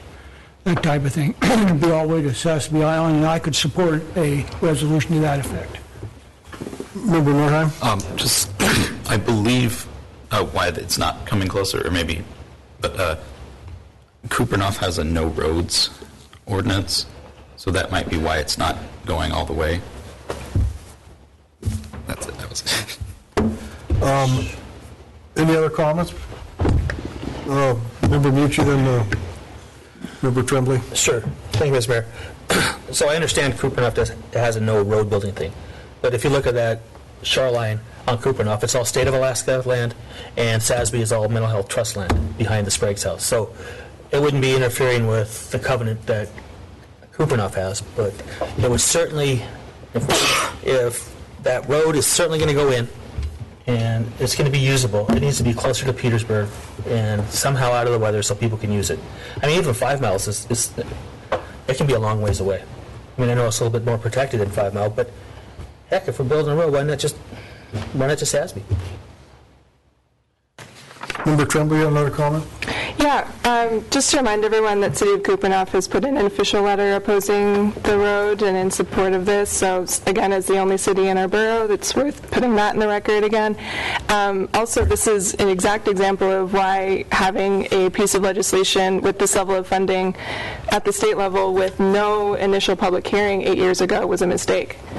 because no one here had any form of input. We had no opportunity to give input on this official project. And again, the last public meeting in town was 6 years ago. So if anyone is interested in giving their official input on this topic, that would be best directed at the Legislative Information Office on Senate Bill 154. Its companion bill is House Bill 207. Those are the opportunities to actually testify to the project at the state level, which, again, did not happen when it was originally funded. Member Stanton Gregor. Thanks, Mr. Mayor. Just one last thought that I forgot before is I wanted to acknowledge two comments today. One was the proposal Casey Knight sent us. I found it compelling and thoughtful and some potential useful insight in there that community member Stainbrook commented on. And I guess the person who brought this forward, I'm willing to entertain any amendment at this point to get the bones of it across, saying that this $40 million is not the right time for it, is not the right project for it, and we have much greater pressing needs at this point. And it doesn't sound like there's any support for that. I'm more than willing to entertain something so we can let the legislature, regardless of what they do, know where our priorities are as a community. I yield the floor. Is there any other comments? If not, I'll at the end here put in my 2 cents. I'm in favor of the road. I see it as an economic development for the region. It can, like in Teresa Struve's letter, the thoughts she has about future development for ecotourism or for some kind of maybe mineral access. And I would like to mention later in our meeting, we're going to talk about the priorities that we gave our manager to go from the community meetings we had. We all voted, and the number one pick was transportation. Keep transportation at the level it is, or improve transportation in and out of Petersburg. This road, in my opinion, would do that. I agree with other assembly members when they say the road would be better if it came closer to Petersburg. I agree with that 100%. DOT's place where they're stopping the road, I think there's still going to be money left over, from what I understand, and that money will hopefully go towards the road being brought closer to Petersburg. I'm in favor of this road project, so I won't be voting in favor of this resolution as it is to be sent. One, Senator Stedman, who's appropriated more money in the state of Alaska than any legislator in the history of the state, knows how the system works, and he says in his letter that this money cannot go to the ferry system.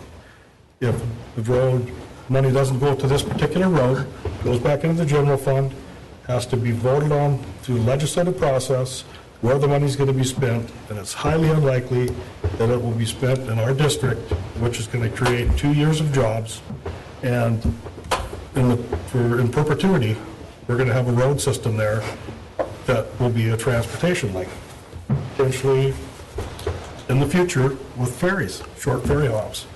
And as far as this road not being connected to the intertie, I don't think that's accurate. I was on the Cape Petersburg Intertie Steering Committee.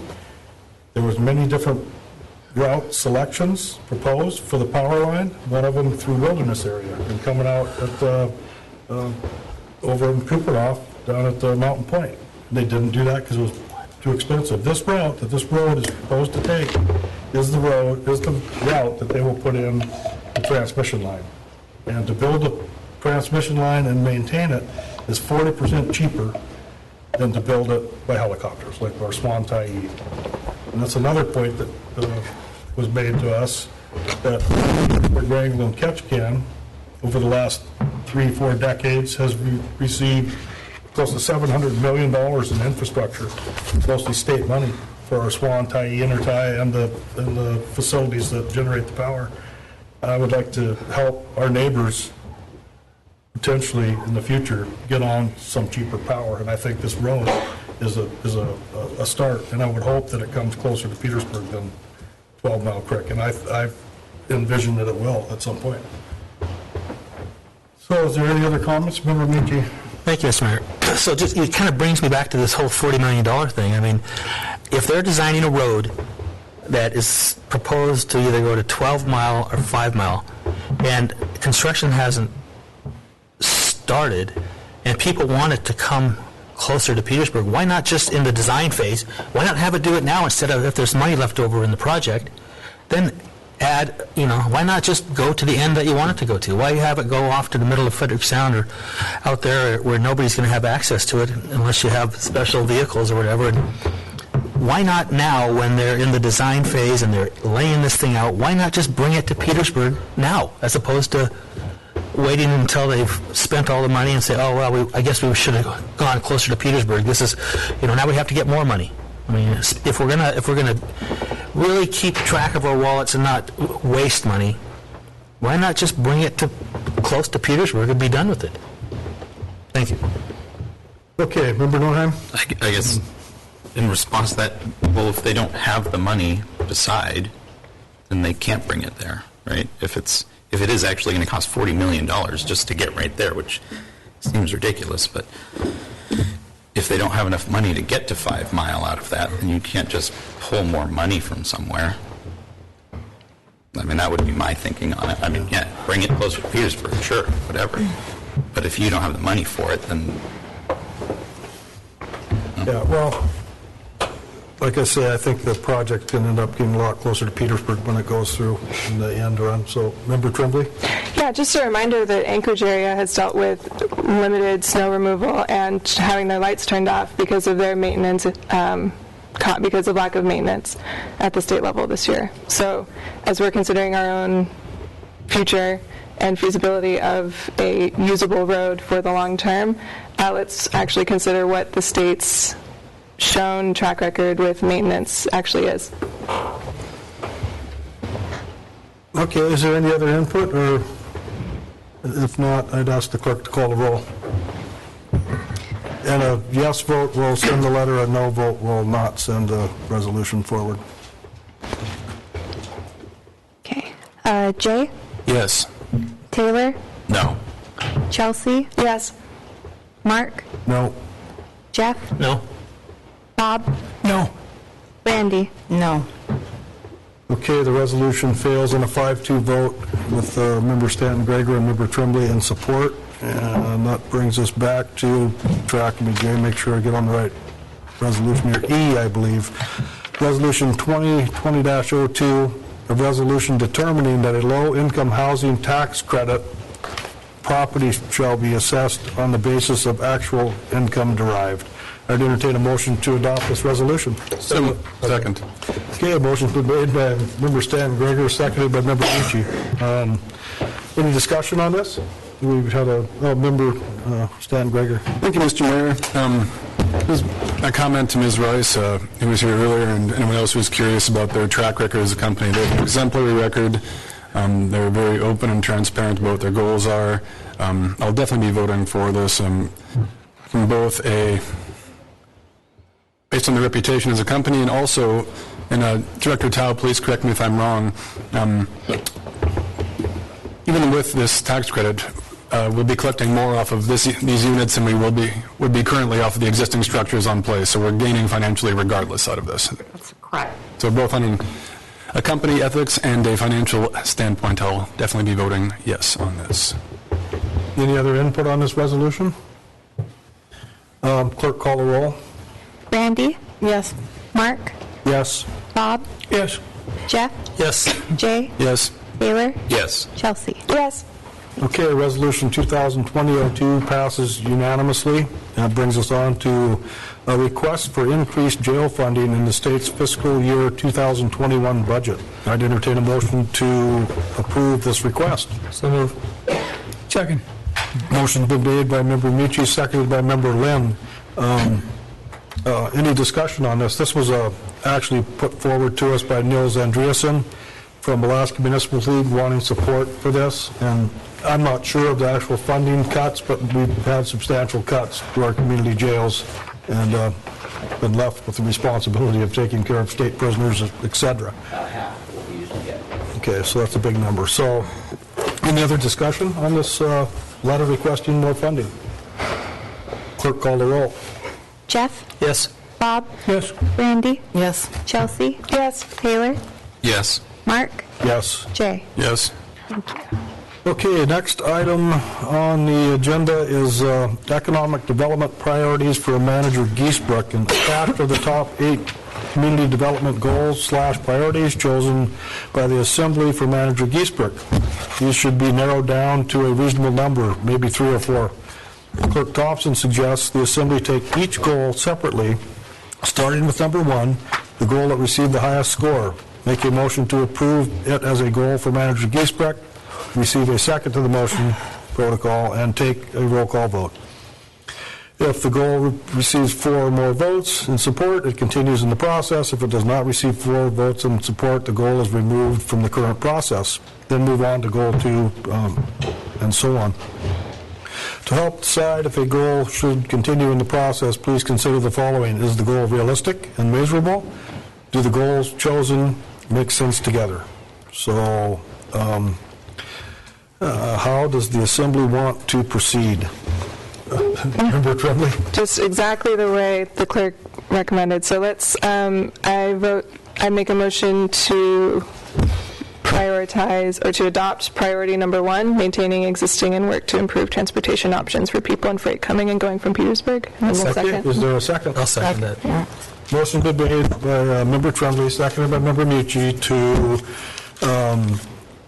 support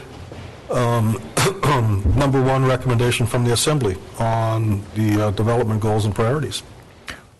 Any discussion? Member Lynn? Yeah, I have a question. Down under the proposed to create a Borough Transportation Committee, was that one of the items that came out from our economic development group, or where did that, I guess my question is what was the genesis of that? Evidently, we had a Borough Transportation Committee at one time. This was before my time.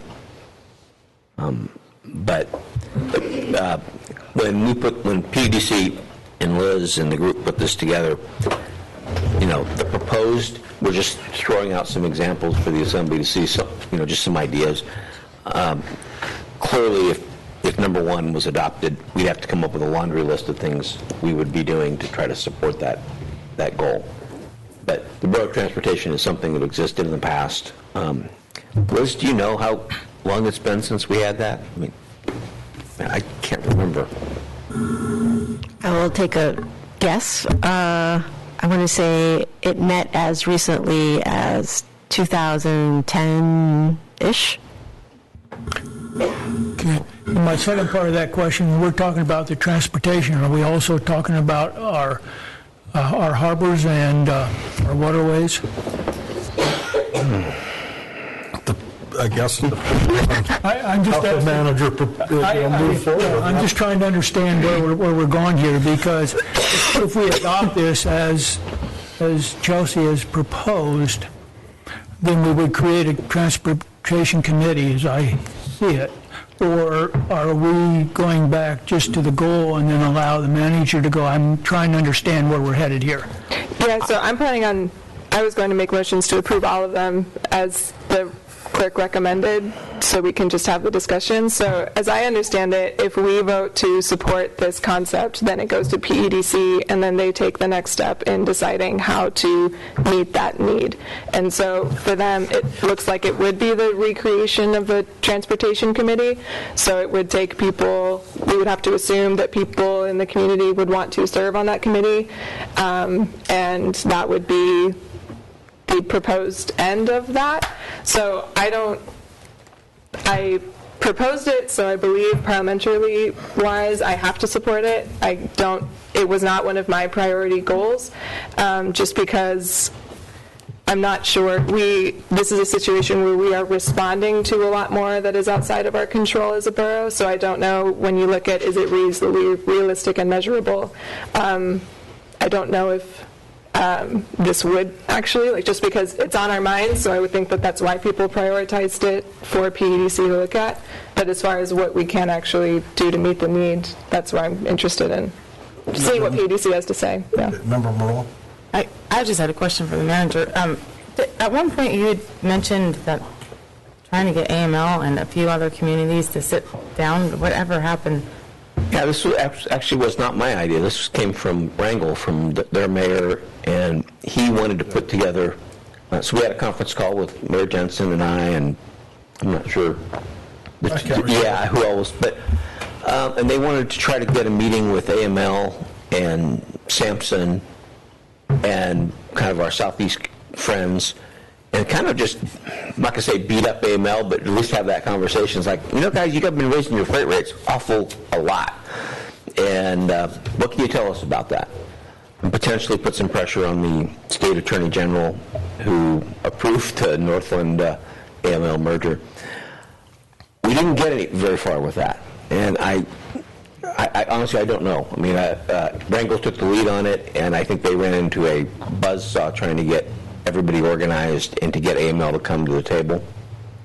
Clearly, that would be a huge thing to do and would be a top priority if you wanted to address this, is find a way, whether it's informally or whether you're using hammers of the state government to say, hey, wait a minute, you know, you can't be raising your freight rates 35% a year and expect us to keep up.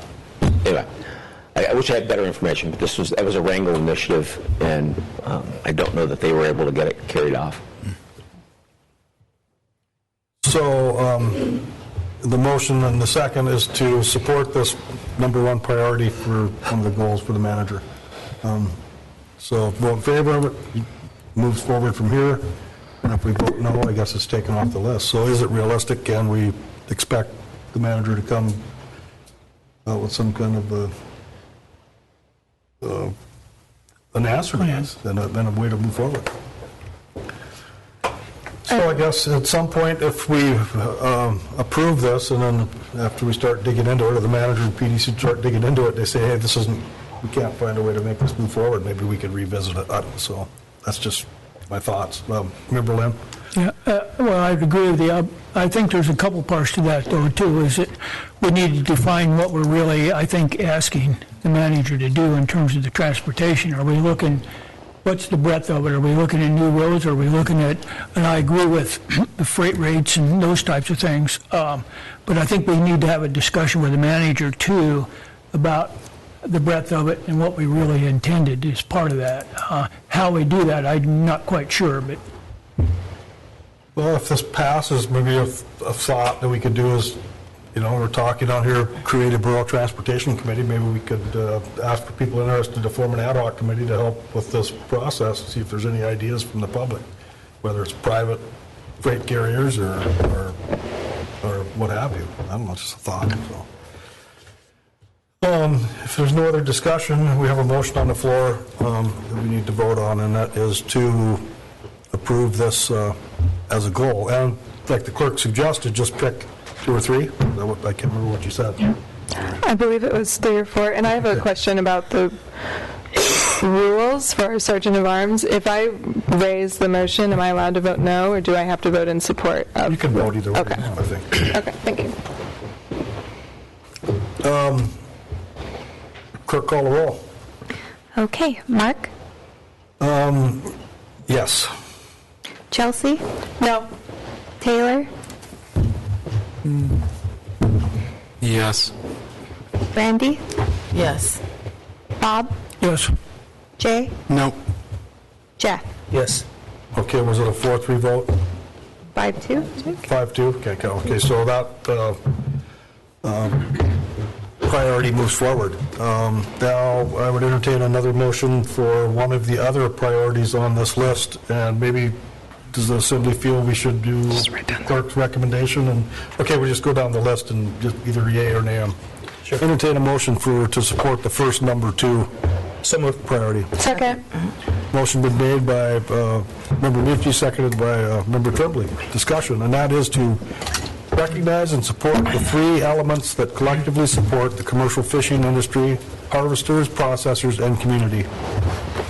And then involved in that, past current activities: community cold storage, drive down dock / bulkhead, North Harbor replacement, South Harbor dredging, and then again, establish a processing working group to identify ways Borough PDC can support sector to bring more volume. And I don't know if that can be a PDC position or not. So, Member Lynn? I thought John Murgis today had a good point. We have a need for all kinds of different kind of people to work on boats and to do other types of things. And if we were to select this, I think this needs to be expanded or changed to that we have that element in there. I totally agree with what he said. Would it be appropriate to make an amendment to this number 2 and to add the service sector? Or should we add it after we pass it? I don't know. Well, motion assembly. Okay, I'll move to add the service sector to this item, and then we'll... I'll second. Okay, a motion's been made to amend the number 2, recognize the 3 elements and collectively support the commercial fishing industry to add the service community, which is, I would imagine, refrigeration, welding, woodwork, etc. Yeah. So any other discussion on that amendment? To add that? Member Tremblay? No? No. Okay, we're going to vote on the amendment to add service sector to this. Clerk, call the roll. Chelsea? Yes. Randy? Yes. Jay? Yes. Taylor? Yes. Mark? Yes. Jeff? Yes. Bob? Yes. Okay, so we've added the service sector to this first number 2 priority on the list. If there's no other discussion, I'll ask the clerk. Oh, Member Tremblay. Yeah, I'm actually interested in the qualifying question, realistic and measurable, when it applies to this goal, just because a lot of what affects the volume is the literal ocean. And so I'm wondering what the Borough Assembly, that's what the volume question is, right? So we're talking about how we can get more fish brought to our processing plants, and then also looking at the proposed goal or action plan of having a processors working group. I'm wondering about the feasibility of that working group. It's three processors at question, right? Maybe 4. And one of them is owned by a Canadian fish farm company. So who are they going to be calling in for these meetings? Like, what are these meetings going to be about? Who, when people in town who represent these companies show up to these meetings, what role are they going to be put in? And so since that is the question, we have 8 things on this list. This is item number 2, so we can't just approve them all. And so I am actually interested in the question of actual feasibility of this as a goal. I say that as somebody, I see many, many, many different ways in other items on this list that will support the fishing industry and the processing industry by having a stronger base of community support that's within our realistic, tangible ability to affect, which I don't know. So I'm interested in perspectives. Member Borough. I kind of just have a general question about this. Just because this is the proposed way that you're going to deal with this, does that mean that it's set in stone, or is this just giving you, this is a priority of ours, and if we feel like we need more fishermen services or to do something to help them out, that's where we're going to aim, right? The proposed is definitely not written in stone. Okay. Those were just, That's just, I think we put them in there originally as ideas to kind of spark conversation. Thank you. And by the way, just my 2 cents for whatever it's worth, how in the hell am I going to measure this? Which is always the thing with a goal. I don't know how to measure the success of this. We've increased the volume. That idea, one thing we could do is encourage the merger between Ocean Beauty and Icicle, which is in the discussions now, and which would potentially make the seine fleet that delivers salmon to Icicle 30 more seiners, which would help. So I win if the merger happens. Yeah. So anyway, I don't know. Like Member Tremblay says, we've got 8 ideas here. If we vote for all of them, and the clerk's recommendation was 3 or 4, we could put them all back in the manager's lap and have him see which ones you think are realistic of achieving. Member Stanton Gregor? And just more of a point of clarification. I mean, it may be prudent for us, once we've approved 4 of them, let's say, just first 4 to get approved, and we call it good, and that way it puts an onus on us to prioritize what we're really going to vote for and vote not for. If that makes sense. Makes sense. Pick the 4 you think you'd support. Yep. Food for thought. As soon as we pass 4, then... That serves the Assembly? Does that make sense to the Assembly? Yes. unless we pass the first four and some people don't like them. then- Yeah, like realistically, it's probably going to be numbers 1, 2, 2, 2. Yeah, hard to say. So anyway, I thought this was going to end up being a confusing process, and we're going to come to some resolution and move forward, but this is what we decided to do, so here we are. Any other discussion on the first option, or first number 2 priority? If not, clerk call the roll. Okay. Chelsea? No. Randy? Yes. Jay? No. Taylor? Yes. Mark? Yes. Jeff? Yes. Bob? Yes. Okay, so the first of the number 2 priorities passes with a 6-2 vote, and that brings us to the next one, if we're going to go right down the list, the second number 2 of 3, and this is under the strong base support and expanded established economic sectors. And this is support expansion of forms of tourism that provide local jobs and help protect and sustain resources and Petersburg's authentic character that attracts visitors, focus on small cruise, ferry, ecotourism, independent travelers. Entertain a motion to support that. So moved. Second. Motion been made by Member Michi, seconded by Member Tremblay. So discussion on this number 2. Okay, Member Tremblay. As somebody who's been on the visitor industry working group, I'm wondering if this is actually considered done, because we've been meeting, and so I'm wondering, I'm going to vote no against it, even though we have been doing the goal of it, because to me this seems like we can move on to other things. It is an ongoing issue, but to me this is a great example of what the goal of this goals sheet was to be, and now here we are. Member Michi, you have a comment? Thank you, Mr. Mayor. Yeah, I get that, but if we go back to the first number 2, it talks under past and current activities. We have the community cold storage, drive down dock, and bulkhead. But for me, that idea was supporting commercial fisheries, the harvester. By voting no for this, I don't want people to get the impression that I'm not supportive of expansion of forms of tourism that provide local jobs, da-da-da-da-da. I hope that's just not the message that's going across, that we have other, since like Member Tremblay said that we've already kind of done part of this stuff, so we can move on. So I'll probably vote no, but I just don't want it to be misinterpreted that, yeah. I may. Okay, Member Norheim. Okay, but excuse me. Steve, you wanted to interject? If I could. You have a report. It's not implemented. Yeah. And that's usually what I do. Okay. So, I mean, I think that through the whole way. Just because we have a visitor report that says, here's all the things we should do, somebody's got to do those things. Generally, that's kind of what Borough staff as well as I take on. So, I would not view having a report as finalizing this, I guess is my point. Member Norheim, you had a comment? I guess just off that, so then you would suggest that we vote yes, so you don't just trash it. Not my fault, but I'm just saying, generally, it's kind of like our comprehensive plan. Having a plan is really cool. It's not worth the paper it's written on unless we're doing the things that it talks about, and that's the key issue there. Okay. Okay, Member Tremblay. I think, so thank you for that correction. I'm remiss in losing scope of the role here. I think some of my frustration, though, with these is coming down to what we might lose. The second to last item on this agenda is housing in town.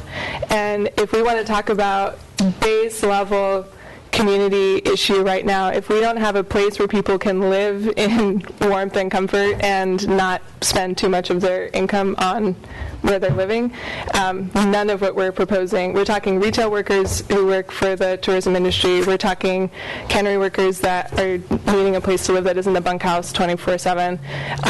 So I think I am grateful that we're doing issue by issue the way the clerk suggested, but I'm worried that we're going to lose, that to me is foundational on every other issue that we're here to talk about. And so I'm just plugging that. So Yeah, so I guess I'll be voting support, but I just really, the housing is, if we don't have a place where people can easily access where to be 24/7, I don't know how we're going to expect a constant workforce that we need to live here, to support the fishing industry, to support the tourism industry, if we can't have a place. Right now, if people want to downsize their house after their kids are gone, they don't have a place to go.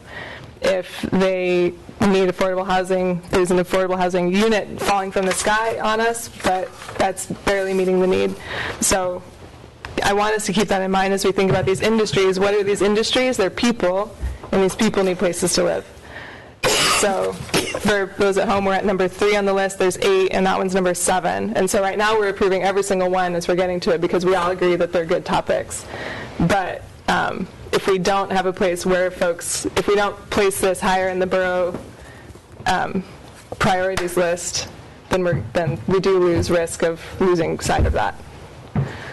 And I agree with your thought process on, all of them are good ideas, some are better than others, and maybe we should have, not taken the clerk's recommendation and just go down them in a row. We should have maybe make a motion for which one you supported, even if it was number 8. So maybe that should have been the way we did it, but now we're already into number 3. So, Member Mucci? Yeah, thank you, Ms. Mayor. Since this is kind of a fluid thing that we're doing, why not just vote on second number 2, and the next thing we vote on is the ensure housing at that level? Yeah. Let's just, we can do anything we want. We're not bound in stone by having to go down there. Chelsea's right that if we go down this list, we're going to have to say no, but why not just have the housing thing be the next thing we're talking about? Clerk Akins. I just wanted to mention, because Clerk Thompson kind of went over some of this with me, an expectation that this is not a simple process. Yeah. So, exactly. Leave me with this meeting. So, anyway, I just wanted to mention, so that people hearing on the outside of this that aren't seeing everything right in front of them, that this document, she attached kind of a point system to everybody's feedback, trying to really make something concrete out of just data, something to look at. So all of this is based on the feedback she got back. That's why it's in the order it's in. That being said, we can't approve everything. He's great, but we can't get him to everything at once as much as we'd like. So we could go in a different order. You guys could propose whichever one you want. I just wanted to mention that's why the order was presented. Thank you. Yeah. Thanks for the clarification. Member Norheim? And just, so the housing one may be kind of addressed right now, not by the city. PIA is currently working on a affordable housing thing. So even if it doesn't get voted on, and it may only affect, members of the tribe, it is getting addressed on some level, somewhere. But just to add to, I've been involved in much of their housing meetings, and so at that level, the borough does get involved, because we've had multiple conversations with PIA talking about locations and types of housing and, potential projects like the airport subdivision that was done with Tlingit-Haida, and could we do another one of those? So even if other people are taking on some of these various ones,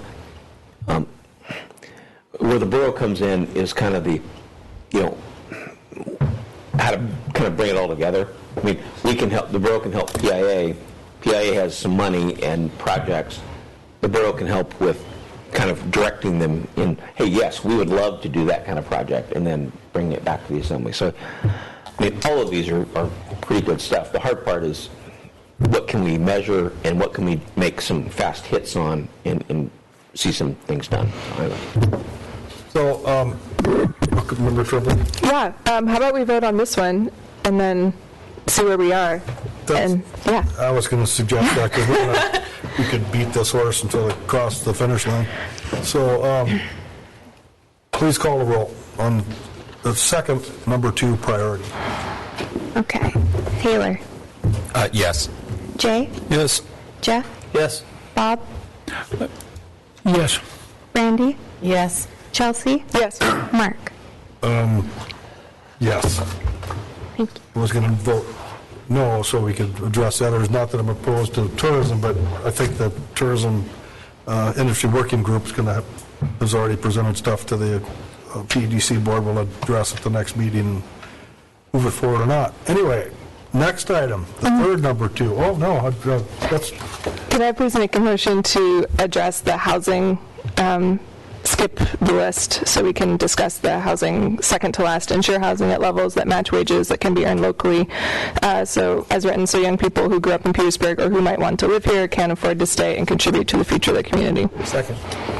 Okay, so we have a motion and a second on the floor to discuss number 4. Just like Member Tremblay read what it is. It's for ensure housing at levels that match wages. So discussion. Member Tremblay. So it's really exciting to hear that PA has some stuff going, and it'd be really cool to see what further conversations could have. And there's really great community housing models that are happening across the country. I read recently about I want to say it's Minnesota.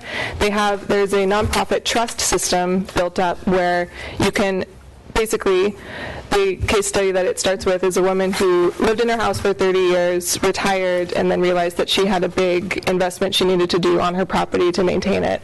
So she put her house into the trust. She signed her house into the trust and was able to get equity from that nonprofit trust to do the work on her house. The only condition is that then when she sold it, it's to somebody at a certain income level that is qualified by that trust, and so it keeps housing affordable by being in that trust system. And by sharing equity, people are able to support each other on house maintenance and overall projects. So that's just an example of what, and I don't think it was a government-related program, but it was something that was a community-supported program. And so between what PIA is doing, between the low tax reform that we've been passing, those ordinances, I think that prioritizing this and really addressing the root of affordability in town, and one of the root causes of why people have a hard time staying, sometimes also staying in unhealthy situations. People can't leave if they don't have any place to go.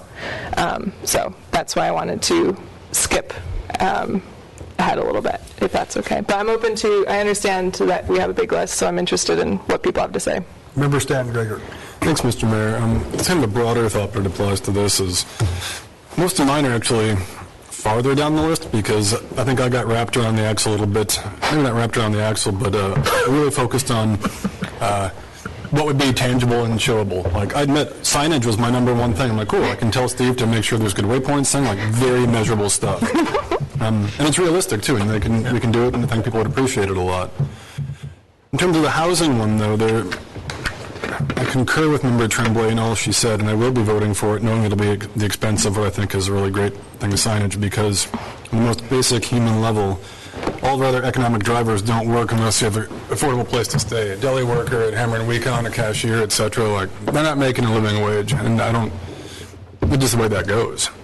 Housing is very expensive here, and if we're going to be wanting good employees to stay, regardless of their industry, they need to be able to afford to pay their bills and have a solid roof over their head. So I'll be voting for this one.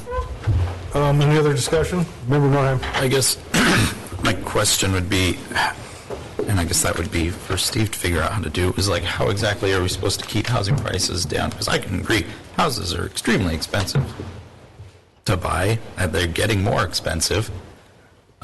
So I guess that would be up to you to figure out how to keep people from selling their houses for more money. I'm not entirely sure. Not as much that as increasing or improving the stock of housing is usually how you approach it. I mean, you start off with, I'm not going to mention names, but we have the Swell thing coming online. We have PIA making some inroads. I've heard from 2 different local people that already live here that are talking about building housing units. So we've got some good things happening. So what the borough needs to do is find ways to help them get over the hump, make that happen, make it, a good deal for them. I mean, we live in a capitalist world, so if they can make money building housing for people, let's try to point that out. We don't do Habitat for Humanity here. We don't do, programs like Christmas in April or things. So there are other things we can do to help houses that need to be restored and has some work on them, and that you partner with nonprofits. Done a lot of work on this in the past, but I've not done any of it here in Petersburg. It's a ton of work, and it's all long-term. Nothing happens fast.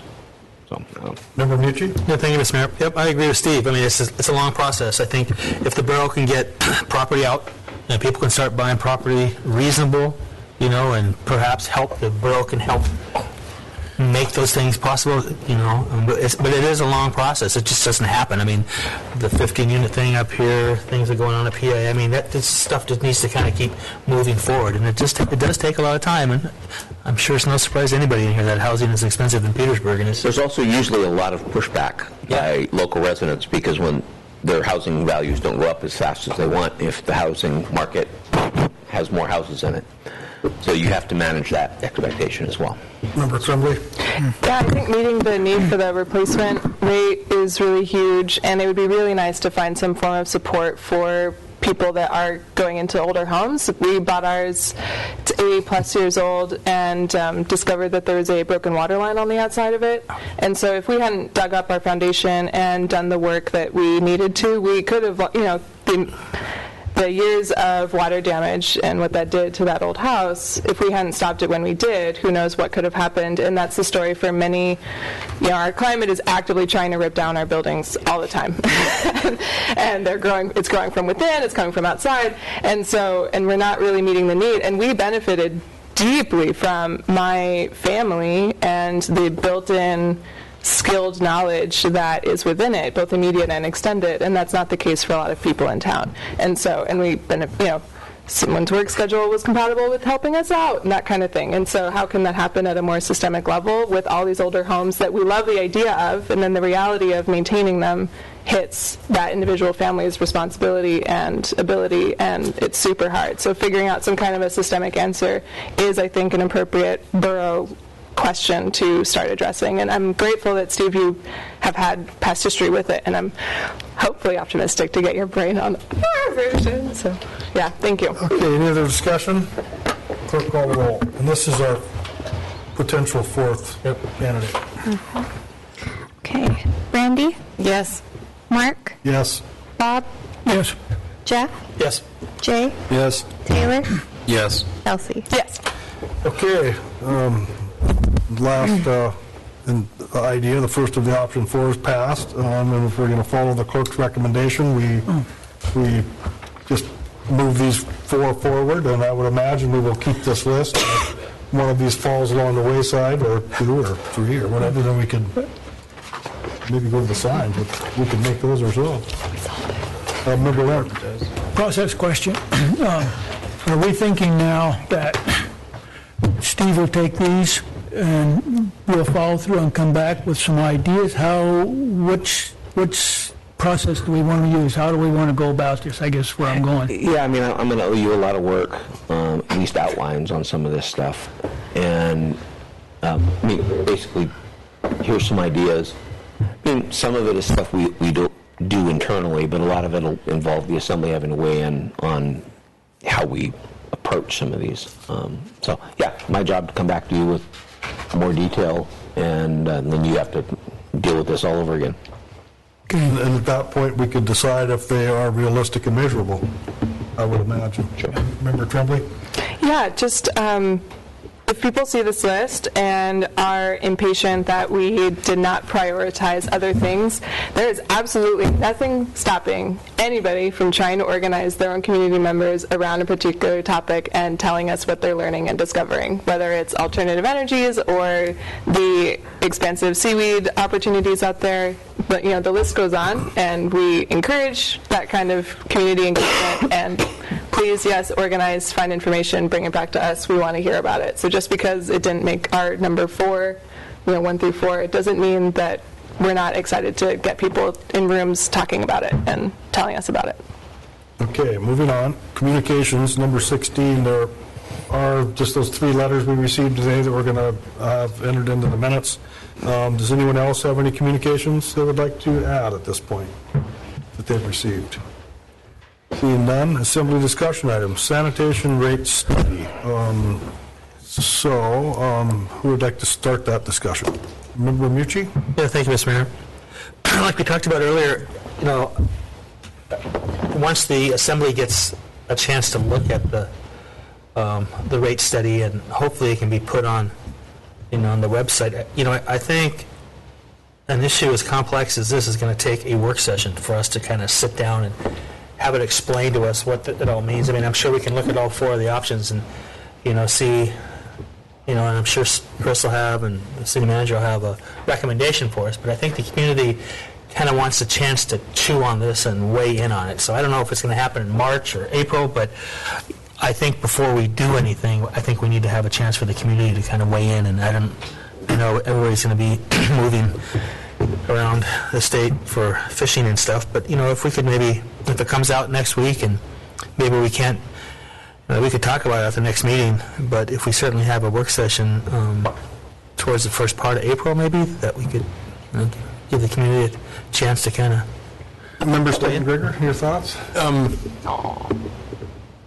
In short, I think, I know we're all busy and work sessions take time, but if something this big and that has this drastic an impact on the community, I think it's a very prudent approach for us to have a work session and gather as much community input as possible, both written and in person. So in short, I think you're on the right track there, Member Mucci. I'd be in full support of that. We are not pushing this like that has to happen next week. I mean, I think Chris has proven that all along. We've taken a very measured approach to this topic because we knew it was important to people. And so we waited a long time watching what recycle rates were doing and waiting for something else to change. So we'll try to do a work session schedule. If it doesn't work, I would encourage people not to panic. We won't implement anything until everybody has a chance to weigh in and say, hey, this is how we want to approach this. I mean, the longer it takes, the more, it pushes decisions off a little bit. But I think, like I said, it's important to the community. We'll give everybody a chance to weigh in and see what happens. Okay, any other discussion on the sanitation rate study? I think a work session would be a good idea, and then we can find a doable date as well. Next item under Assembly discussion is the State Transportation Improvement Plan. We touched on that earlier. I just wanted to bring it up, and I would like to, if the Assembly thinks it's necessary, maybe at the next meeting to take some kind of action, and I don't know what it would be, but possibly write a letter and try to, if we give a breakdown of the disparity between, and it's been going on forever, rural and urban communities in the state, to try to figure out a way to word it so we could basically ask for our share, and I don't know how to judge what our share would be. We can definitely pull together what we've presented before, add to that list, and bring that to the Assembly to say, here's some ideas on transportation spending. And we can work on some kind of letter. If Senator Stedman's office has the time to get to that breakdown, that's helpful information. I know that we're still working on it. Yeah, but we'll definitely, by the next meeting, here's what we've suggested before, even though it's not on their list. And I'm sure we'll have a few other items that we can throw on the, ideas for the Assembly to chew on. But, Member Len, could you? Yeah, I think there ought to be two parts to it. One is I think there needs to be a letter back to DOT, which would also go to our representatives, senator and representatives, that talks about the process itself. Is that it's very complex, as the three of us have figured out, and that for us to get onto their list and to be able to deal with it as a community is hard to do and to respond to. I think the process needs to be changed in a letter, a separate letter.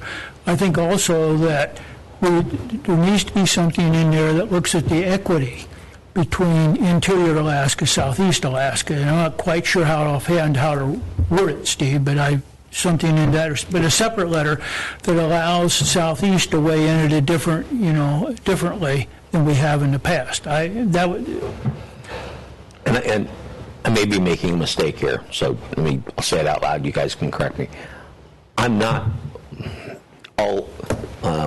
don't think we're going to have much impact on this current step list. So the deadline coming up in a couple of weeks in March, I'm not massively concerned about it. Now, if Senator Stedman can do his magic, then maybe that changes things. But I don't think us writing any letter is going to change what's on their list right now.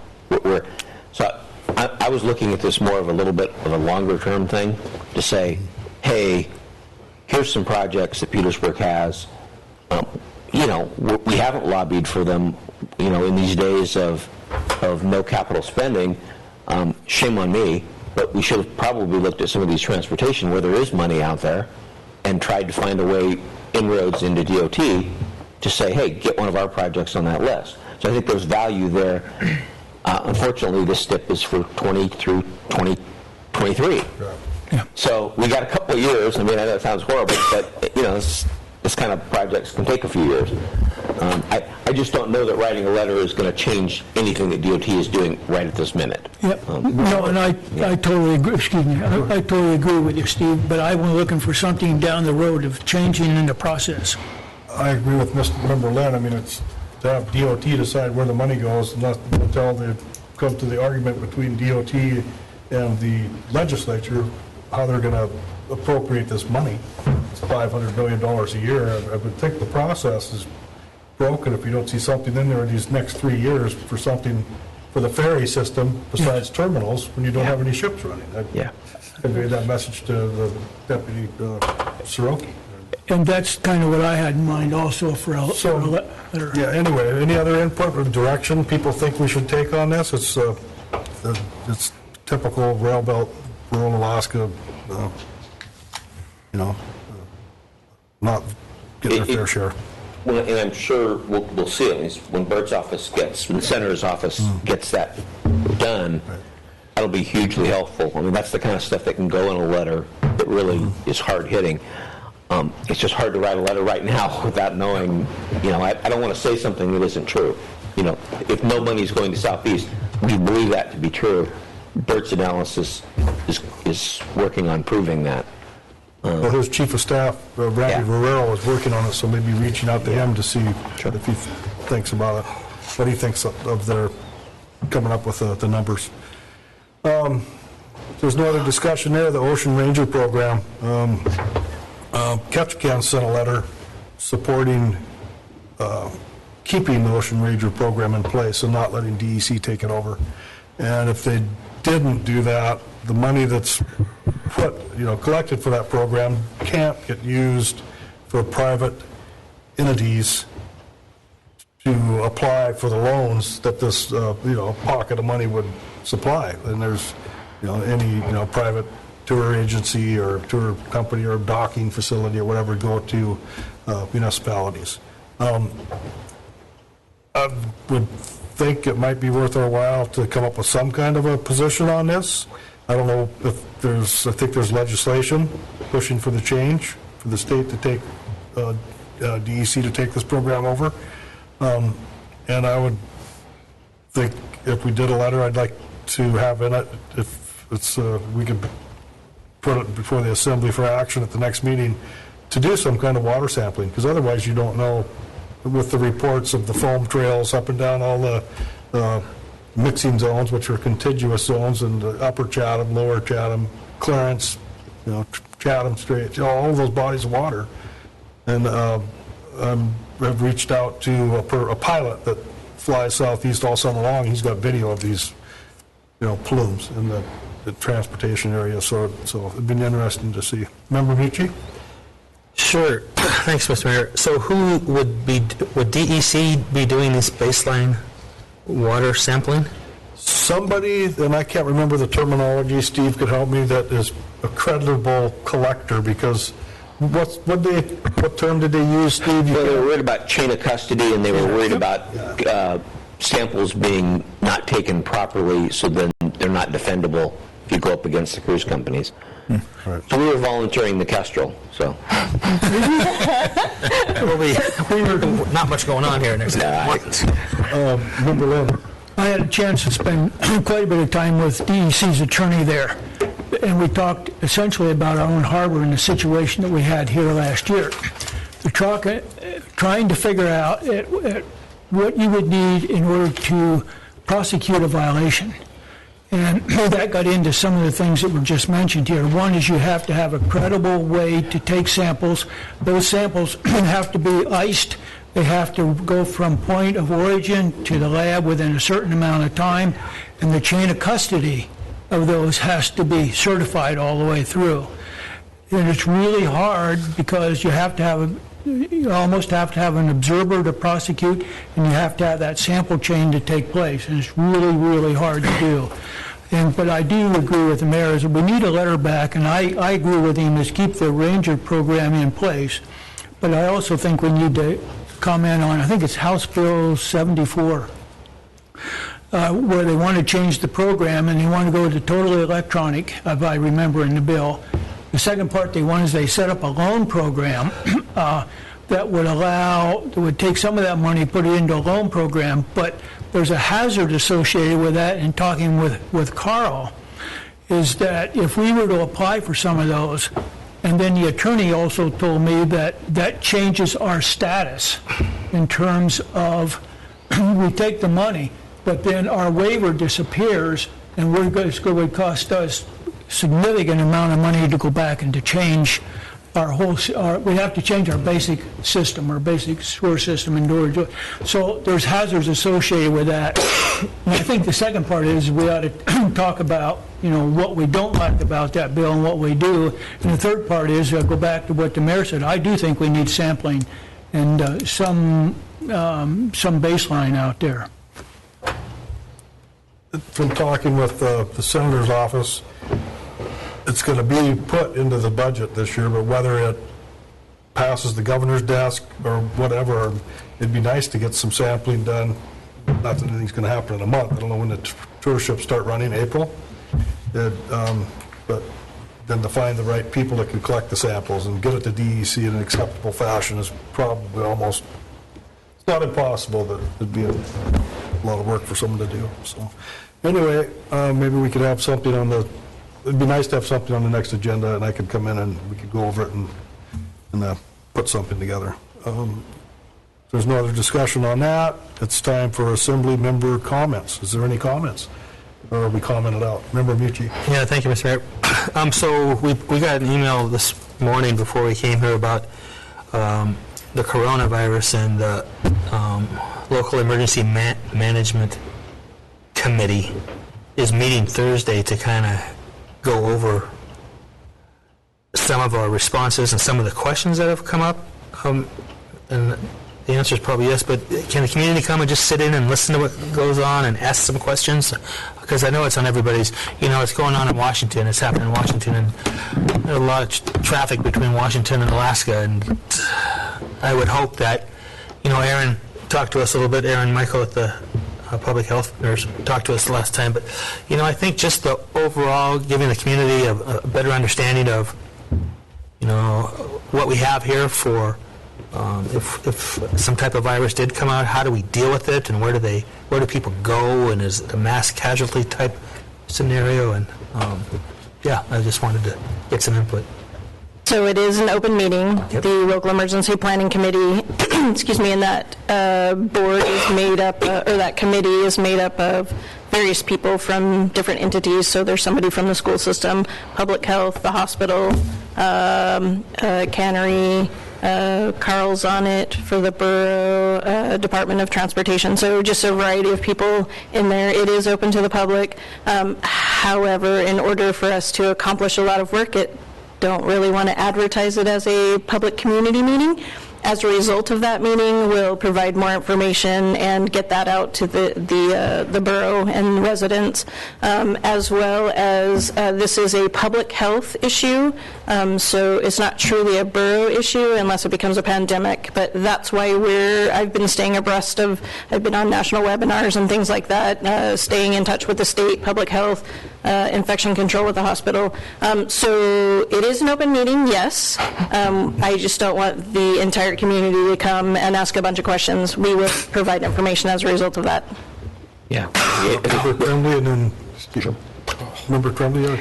I've heard that one of the ways that the public can be most helpful is by getting a flu shot to avoid being hospitalized for the flu and freeing up services. Is that true? I don't know the answer to that. Flu shots are good. I would say the most valuable information is to treat this like you would any other contagious thing. Common cold, flu, influenza, regardless of what strain it is. Wash your hands. Stay 6 feet away from people if you can. Do not touch your face. Those things will protect you. The widespread is because there is no vaccine for it, and then people don't realize they have it. So there's a lot of unknowns, but if you take the normal precautions to avoid any contagious infection, you should be okay.